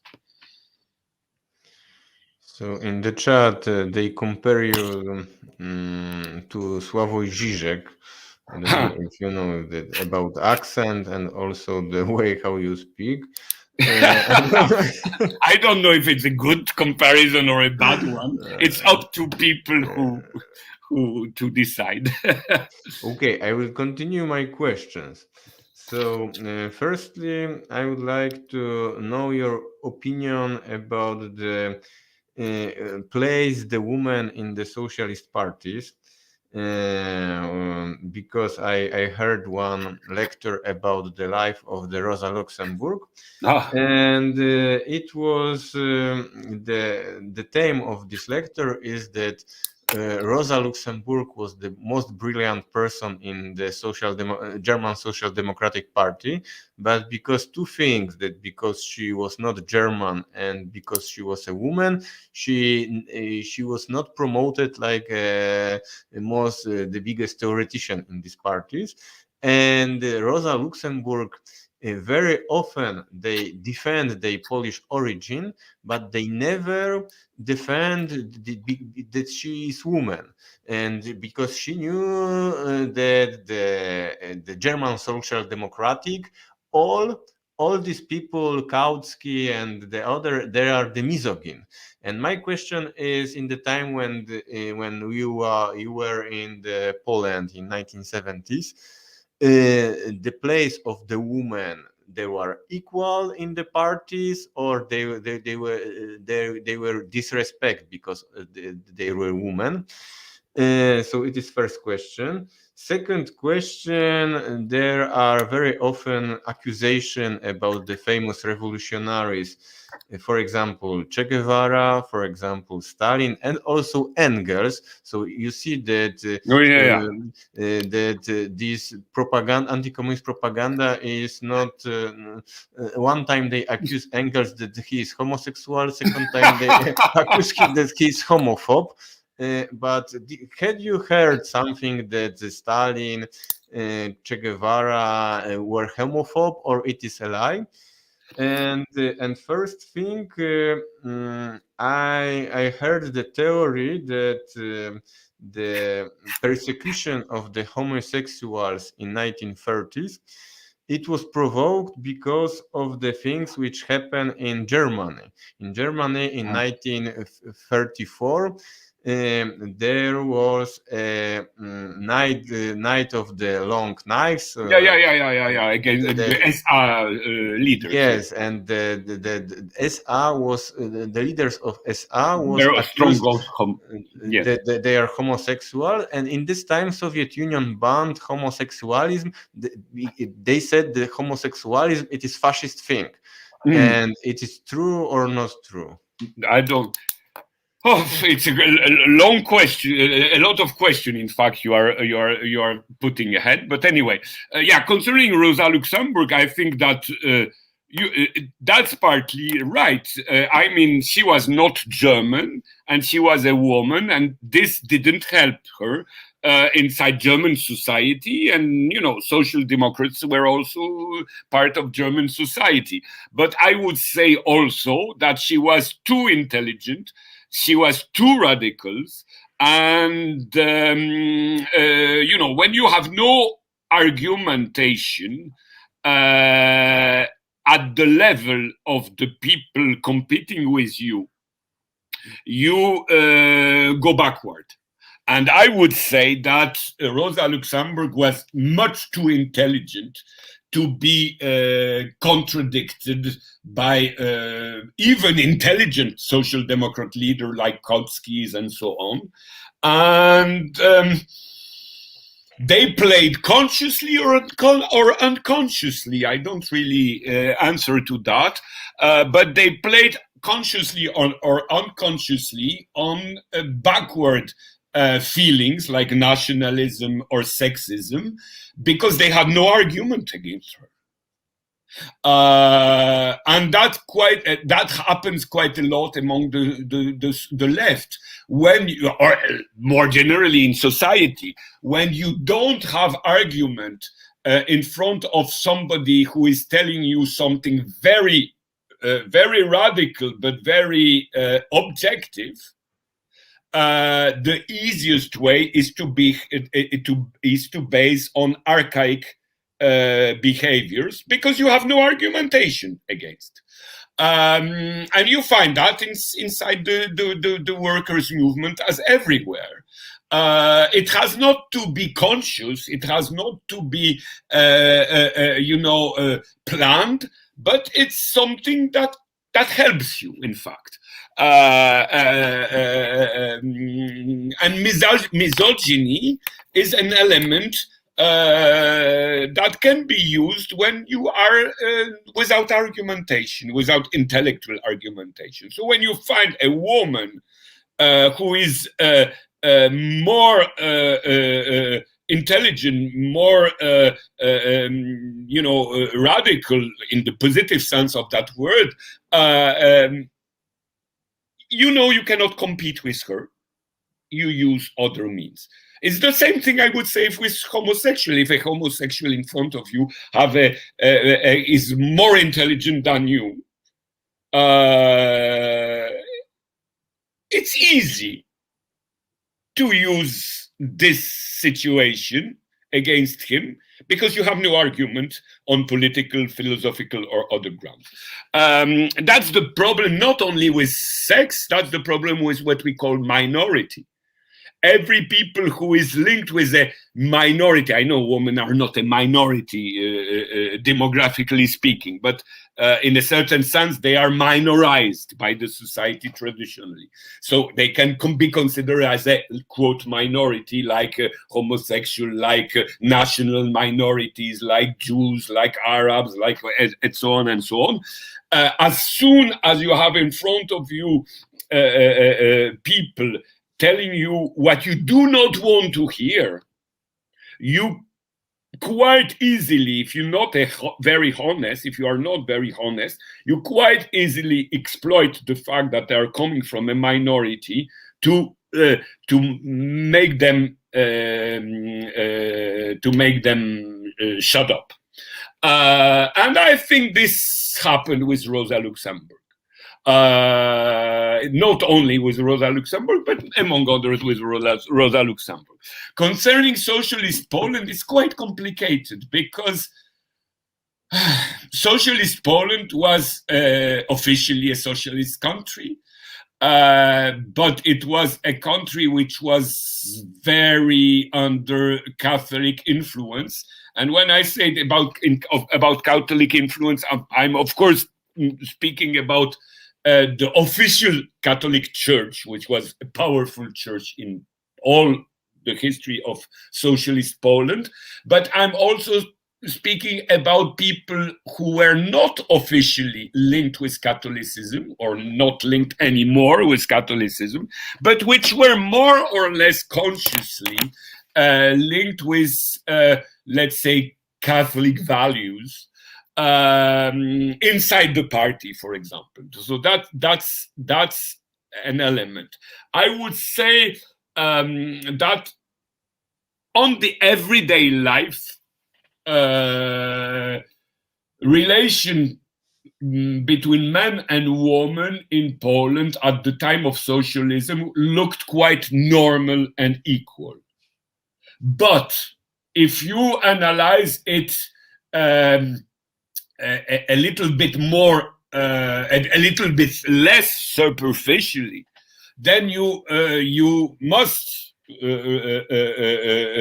observe that a woman had worst functions in the social life, in the working life, in the political life, that women were naturally much more often doing two-time jobs. It means working outside and leading, the family life, the children's, the kitchen, and so on, much more often than men, and that. Socialist Poland was like something like middle of the road. Officially, there was pure equality. Officially, there was something like normal equal relation, but in fact, there were some aspect of inequality, and it was, also quite strange society, because contrary to other socialist countries, you had in Poland quite a lot of, let's say, rituals which were coming from the aristocratic times, so-called promoting, quote, woman, things like that when you open a door for women and not for guys, and that the woman go first, and that when you meet a woman, you will kiss her hand, what you wouldn't do as a man, and so on and so on. And all those manifestations of respect toward a woman were in fact, they could be very pleasant, but in the same time, they were, to a certain extent, manifestation of respect, quote, respect toward a weak person. So women were always observed like rather weak. But if you analyze things a little bit more accurately, you see that it's quite funny, because in fact peasants are much more egalitarian than city people in Poland, because for economical reason. I mean, a peasant exploitation needs physical participation of man and woman. So a woman in a peasant exploitation is, she is equally useful to the family economy than the man. So the peasant woman, in a certain way, is much more free, even if she has a hard time, than aristocratical woman. And the problem of socialist Poland was mainly the fact that people coming from the countryside emigrated to city, but this social promotion was not really only directed in the direction of socialist values, but also with a mixture of socialist values and aristocratical values. And that was the ambiguity of Polish socialism, but maybe of other socialism to a certain extent also, but especially the Polish socialism. The ambiguity was that if you really think about things, you don't really know what would be the answer if socialism made out of peasants proletarians, or made out of peasant new aristocrats. And you see that even on the language. I mean, you have in all Slavic language, like in French, you have two way to talk to people which are foreign to you. I mean, you say tu in French or ty in Polish to very close people, but for foreign people, you have not that in English. You use, of course, another way of talking to people which are not from your personal ground. But you have two ways. You have the third person of the singularity, and you have the second person of the plural. And you had that in French, in Russian, in Polish. What's in French is vous, but in France at the aristocratical time, when you had let's say the king, you didn't talk to the king vous. To the king, it was est-ce que monseigneur veut? Yeah? And you had the same time in Polish. It means czy pan chce? And it was to the lord, and a peasant talking to a peasant were using wy. Czy wy chcecie? Yeah? And you have that in the party. In the Communist Party, you were using wy, but outside the party, you were using pan. And that's very important, because then you see that after the Russian Revolution, the democratic way to talk with foreign people was the people one, the peasant one. It means in Russian, you say wy. In People's Poland, it changed to the aristocratic one. The peasants who were before the war using wy to talk peasant to peasant began to talk to peasant pan. And the democratic way of talking to a foreign person was just inside the party. But it was very funny, because in Poland, for example, when you had the party reunion, people were talking wy. But as soon as they left the reunion, they began to talk pan. So you can say that People's Poland, made out of peasants, not proletarians, but culturally aristocrats. And it has also relation toward women, because if you are aristocrats in your mind, you will treat woman as an aristocrat treat woman. It means as an aristocrat treat the weak sex, or weak gender, we would say today, because women are weak, so you have to help them, to respect them, but you don't give them power. And that's important.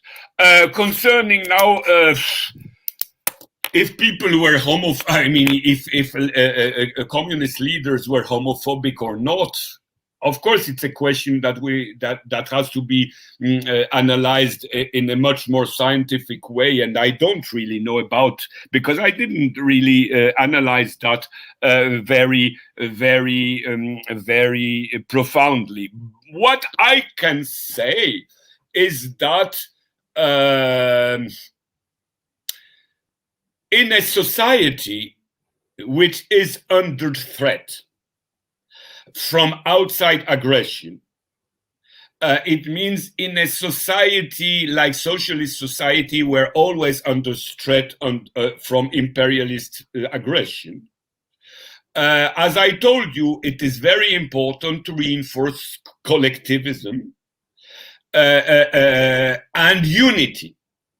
And if you want to reinforce unity, the, let's say, natural, quote, way is to create a society which is the more monolithical as possible. And it creates, of course, a situation which is not positive for every minority. And of course, you talk about homosexuals, but it's the same for national minorities. It's the same for women, as we told earlier.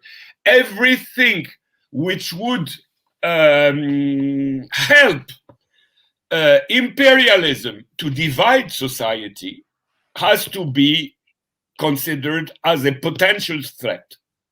And because of that, of course, it can be linked also with some archaic way of thinking. But basically, because of the fact that you are in danger, you unite and you rather try to eliminate or to put under strict control, at least, everything that could divide your society.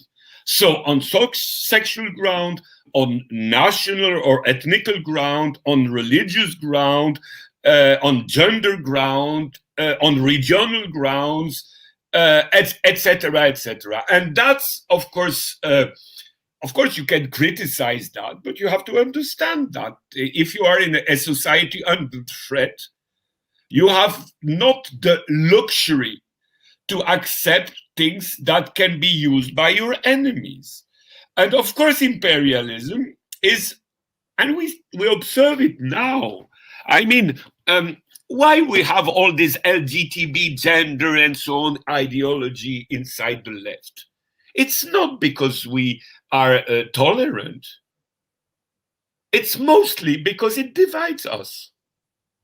It doesn't mean that we have to be intolerant, that we haven't to accept that national minorities, sexual minorities, gender question, and so on. Of course, this question we have to take them into account and to give them a positive and humanistic answer. Of course, but still, we have to be aware that our enemies use them to divide us.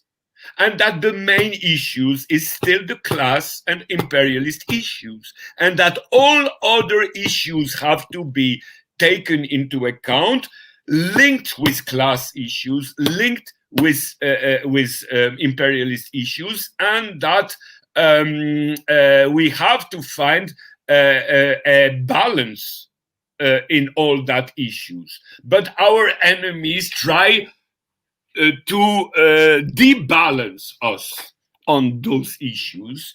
And it's very, very difficult. It's almost impossible sometimes to be really balanced on those issues. So we have tendencies to be more extremist in one way or the other. And of course, Soviet society in the 30s was under threat, whatever we think. Was under threat. It doesn't mean that the reaction of Soviet authorities, I prefer to say the reaction of Soviet authorities than the reaction of Stalin, because Stalin was one man, he was quite powerful, but he was not the only power in Soviet Union. And that's an idea right-wing movements wants us to push, that Stalin time, it's Stalin dictatorship. Stalin time is Soviet leadership, in which Stalin was quite an important person, but it was not the only leader, and it was not the only one leading the country. That's first. But anyway, at that time of this, in the 30s, Soviet Union was under threat. And because of that, of course, the reflex to create a monolithical unity was very strong. And of course, this society was still an archaic society. I mean, a society where people were brought up during Tsarism, not during socialism. So it was much more easy for a Soviet, let's say, functionary to behave Tsarist way than a communist way. Because, you know, he was brought up in a Tsarist way. Even when he broke up with Tsarist ideology, he still, you know, had this behavior coming from generations of feudal behaviors. So, of course, the normal, let's say, quote, reaction of a Soviet functionary was to behave in a Tsarist way as soon as he find in front of himself somebody he could think he is an enemy. Right or wrong, but he could think this is an enemy. And it creates a divide in our society. And of course, in a Tsarist way, you know, the old society was a traditional society with traditional values. And in the Tsarist society, gender relation, what we call now gender relations, same-sex relations, and so on, were sin. If you looked at that time, so it was normal for them to let's say to behave the traditional way in a situation where there was a real threat to the regime. But the threat was real. But the way of reaction could be traditionalistic, much more easily than rationalistic. And you have to take that into account. I mean, you cannot make revolution in one day, because revolution, it's not only changing social structures. Social structures can be changed quite quickly, but mental structures cannot be changed quite quickly, because you have 1,000 generations before you that brought up in one direction. It brought up you in one direction. So, I mean, you cannot in one day change all that. So we have to take into account that most communist functionaries and leaders were the products of the former pre-revolutionary society.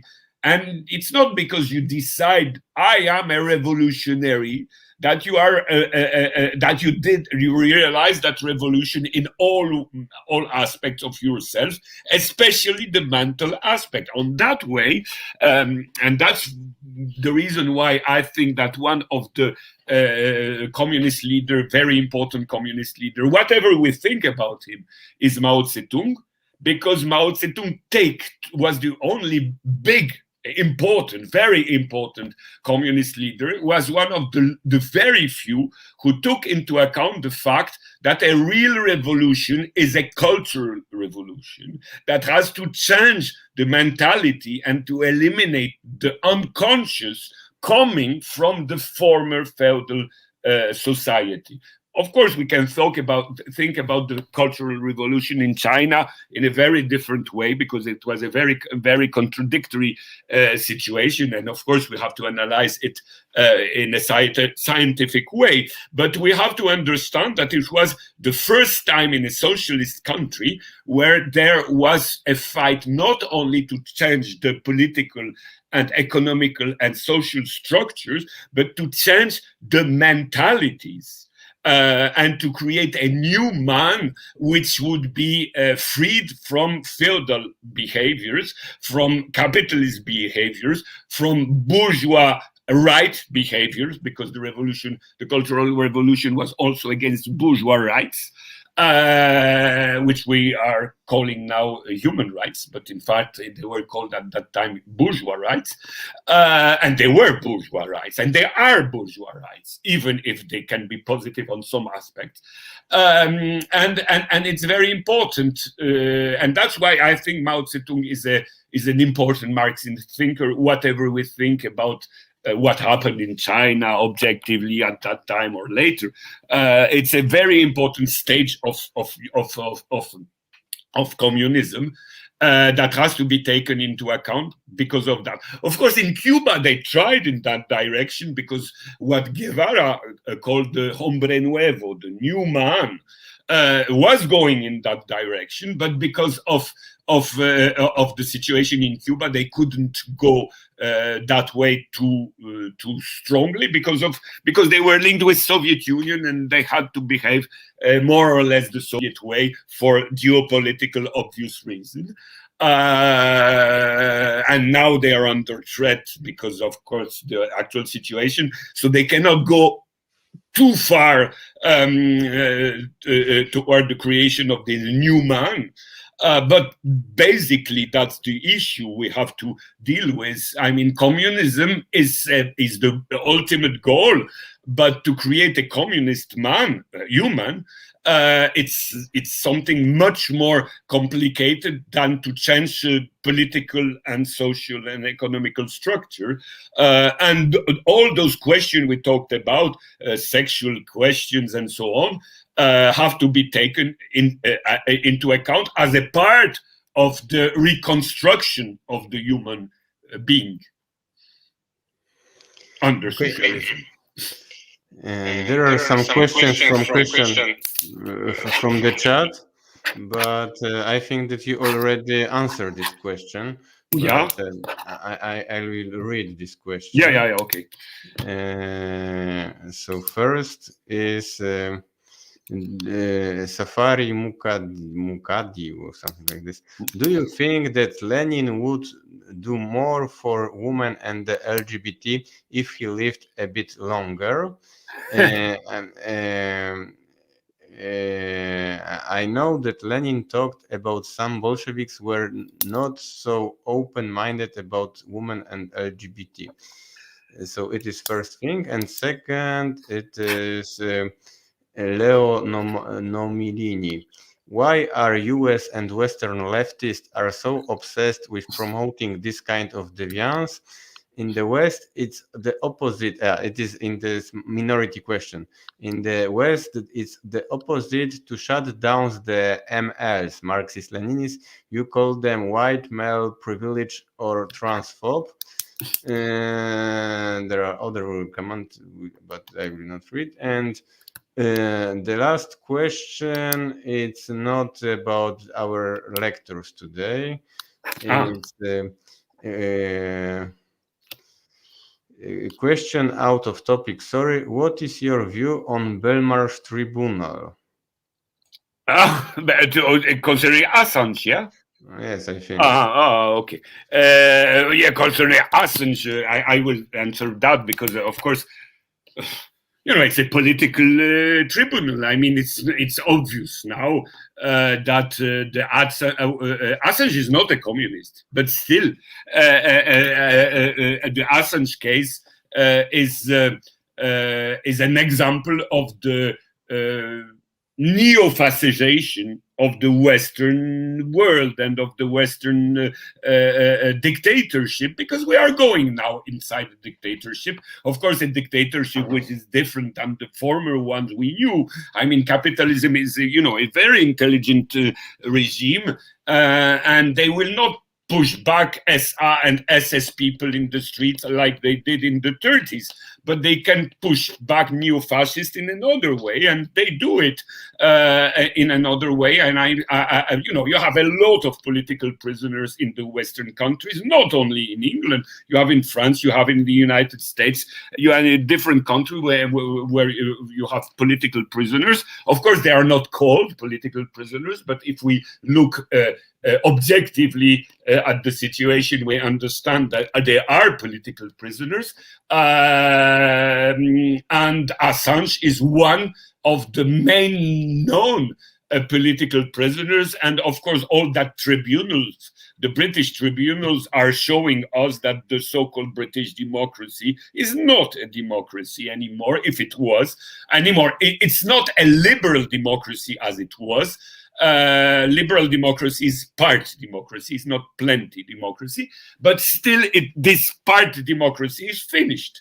And we can see it not only because of Assange, we see it with the police control all over Britain, with the different way they are repressing different things. So what gives the impression in the Western world we are still in democracy, it's because we have some individual rights that are still functioning as soon as these individual rights are not linked with collective rights. Collective rights do not exist anymore.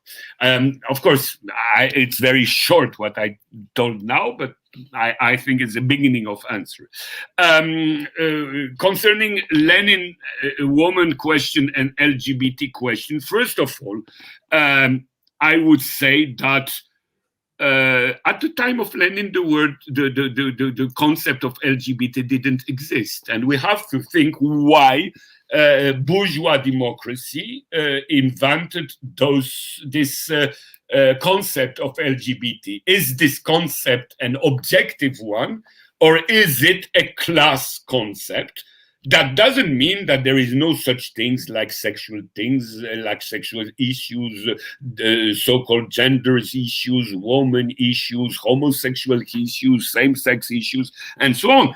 These issues are real issues, but the vocabulary used has to be analyzed, and is this vocabulary fitting toward a proletarian situation, or is it a typical bourgeois vocabulary?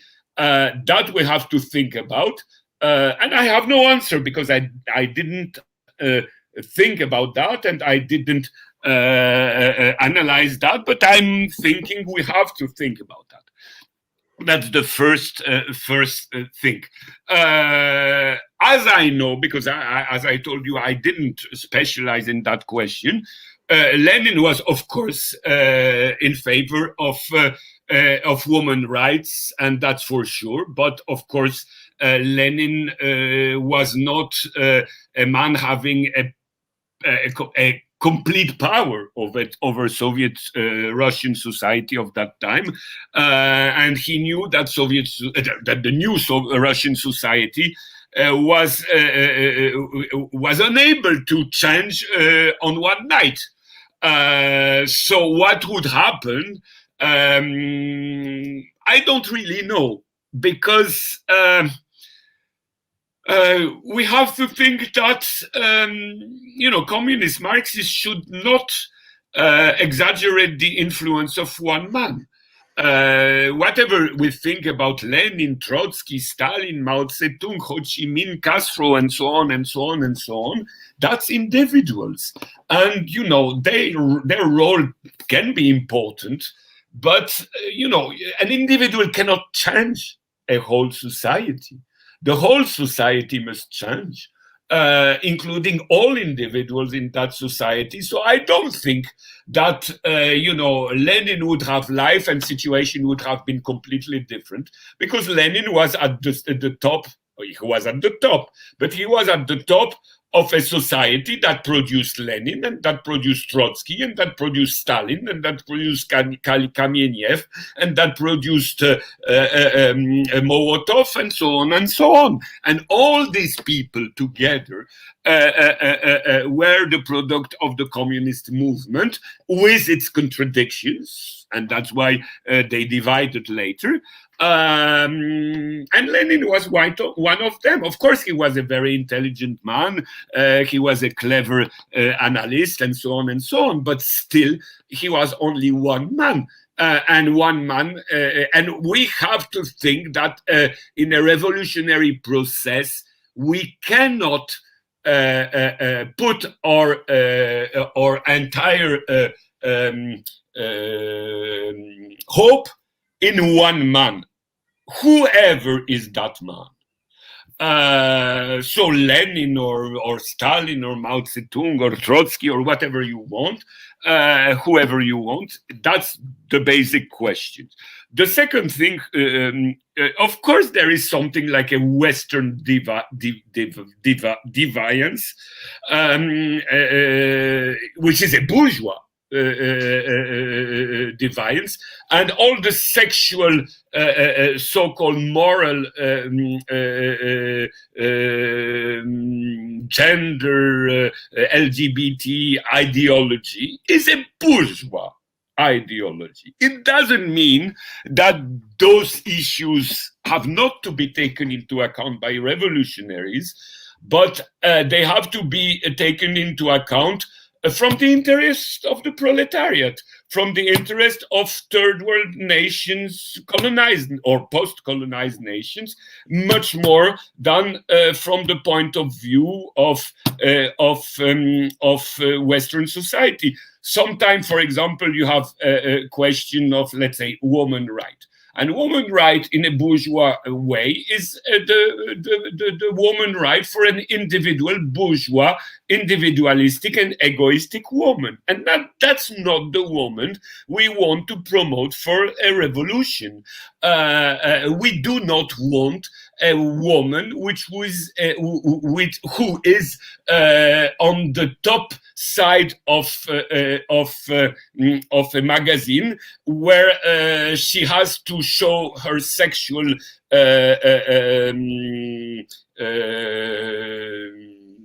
I don't know, items as if it was in a market. I think that a proletarian woman is a human being, who is not, who has not to be regarded as an object, but as a human being with a heart and with a head, exactly like man. And of course, the Western individualistic bourgeois way of looking at woman is in fact very anti-woman, anti-proletarian woman, and it has nothing to do with the ideology of the so-called, for example, Me Too, which is linked with Hollywood, and Hollywood is the base of bourgeois degeneration and deviance, and all this woke culture is a bourgeois culture. It doesn't mean that in bourgeois culture, in the bourgeois culture, there is nothing that has to be taken. I mean, you know, every new wave in the human history takes what is positive in the former ones. So, of course, in the bourgeois culture, there are elements that proletarians should take, but they should make the difference between what they should take and what is reactionary. And in the whole LGBT, feminist, woke culture, there are a lot of bourgeois reactionary elements. We have to criticize them. The problem is, of course, we have to create our own culture, our own references, which are linked with the interest of the people's class, of the working class. And sometimes it's not really clear what is positive and what is not positive, because, of course, within the working class, we have the bourgeois influence, and we have also the influence of former feudal mentalities, and we have to make the difference about that. But we have to think on our own way and not on the way of our enemies, and that's the main issue. Of course, quite a lot of that has been made during the last 150 years, but not enough. And all those issues have to be still taken into account.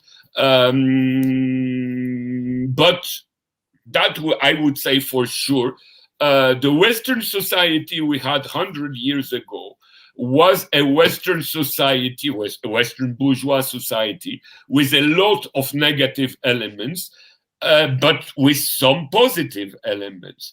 The Western society we have now, the Western society we live in now, in Western world, but in a lot of other part of the world which are Westernized, is a much more reactionary society than it was 100 years ago. Because, of course, capitalism arrived at a stage where it's a decaying system in a decaying imperialistic world. And, of course, that there are much less positive elements in the Western, in the nowadays West, than in the 100 years ago West, whatever, of course, we think of what bad it was then. But it's much worse now. And that's why we have to be much more critics about the Western world now than 100 years ago. Because Rosa Luxemburg, for example, to take about her, was, of course, very aware of all the negative aspects of the Western world of that time.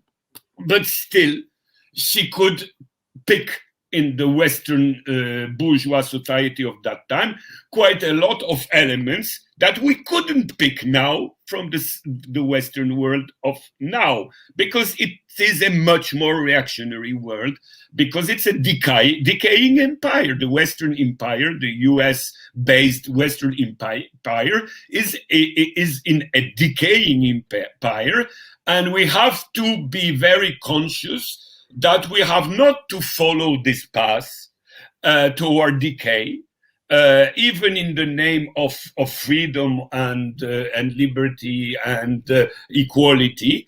We have to create our own alternative way of thinking. and to a certain extent, a lot of Asian countries or third world countries are maybe much more progressive than Western countries. And we have to think about what I told you earlier. Maybe now the Bolivian society, the Chinese society, the North Korean society, the Belarusian society, but maybe also the Iranian society, why not? Are much more progressive than the American society or the French society or the British society. Of course, I don't tell you what is, I just tell you, think about that. After all, Bolivia is under revolution, Korea is under revolution, China is under revolution, but Iran also is a revolutionary society. In the West, we didn't realize any revolution. So why would the Western left be accepted as giving good norms, since we didn't manage to realize any form of socialism, any form of revolution? At least the Cubans, the Bolivians, the Chinese, the Koreans, the Iranians are doing revolution. Whatever we think about the difference between revolution, as you know, the Iranian revolution is an Islamistic one, and the Korean revolution is a socialist one. But if you look, for example, at a book which was written by an Iranian, but with the preface, I don't know in English how I forgot how to, the introduction of this book was written by Lvicek, who is a Czech Marxist. He died 1 year ago, and he made the introduction to a book read by an Iranian journalist, talking about what can surprise us about socialism inside the Iranian Islamic Revolution. The book is about socialism inside the Islamic Iranian Revolution. And the conclusion of the book is that Iran is much more socialist than a lot of countries of the West, where you have social democrat government, for example. And of course, this situation has to be taken into account. I don't pretend that this point of view is good, but I pretend that we at the left, we have to take into account those point of view, because why would they be systematically worse than the woke culture from the West, which is supposed to be left? I say supposed to be left because the left in the Western world didn't succeed at all. There is nothing in the Western world that created a path towards socialism. The revolution, the German Revolution was a failure. The French communist and the Italian communist movement after the Second World War was a failure. The Social Democrats' experiments in Scandinavia and everywhere else were a failure. And every attempt to create something left in the Western world was a failure. At least in Russia, in Poland, in East Germany, in Korea, in China, in Bolivia, in Cuba, they tried, and to a certain extent they realized something which is going towards socialism. So who is the teacher and who is the pupil in all that? We have to think about that very profoundly. And we have to decolonize our minds. Recently I had contacts with South Koreans and Bolivians. South Koreans are Koreans, and Bolivians, as you know, are in a path toward revolution. Whatever we know or don't know about Bolivia is going in the path toward socialism.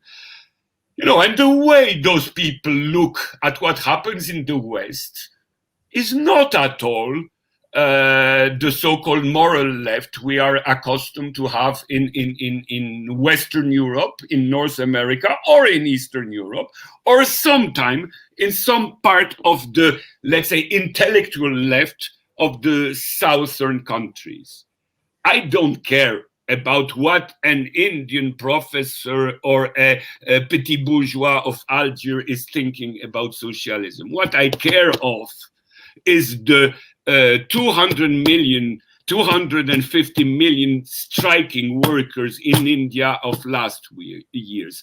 And I think that if 250 millions of workers in India manage to organize a general strike, they are much more advanced towards socialism than a Western left who is not able to organize any mass strike more than one day.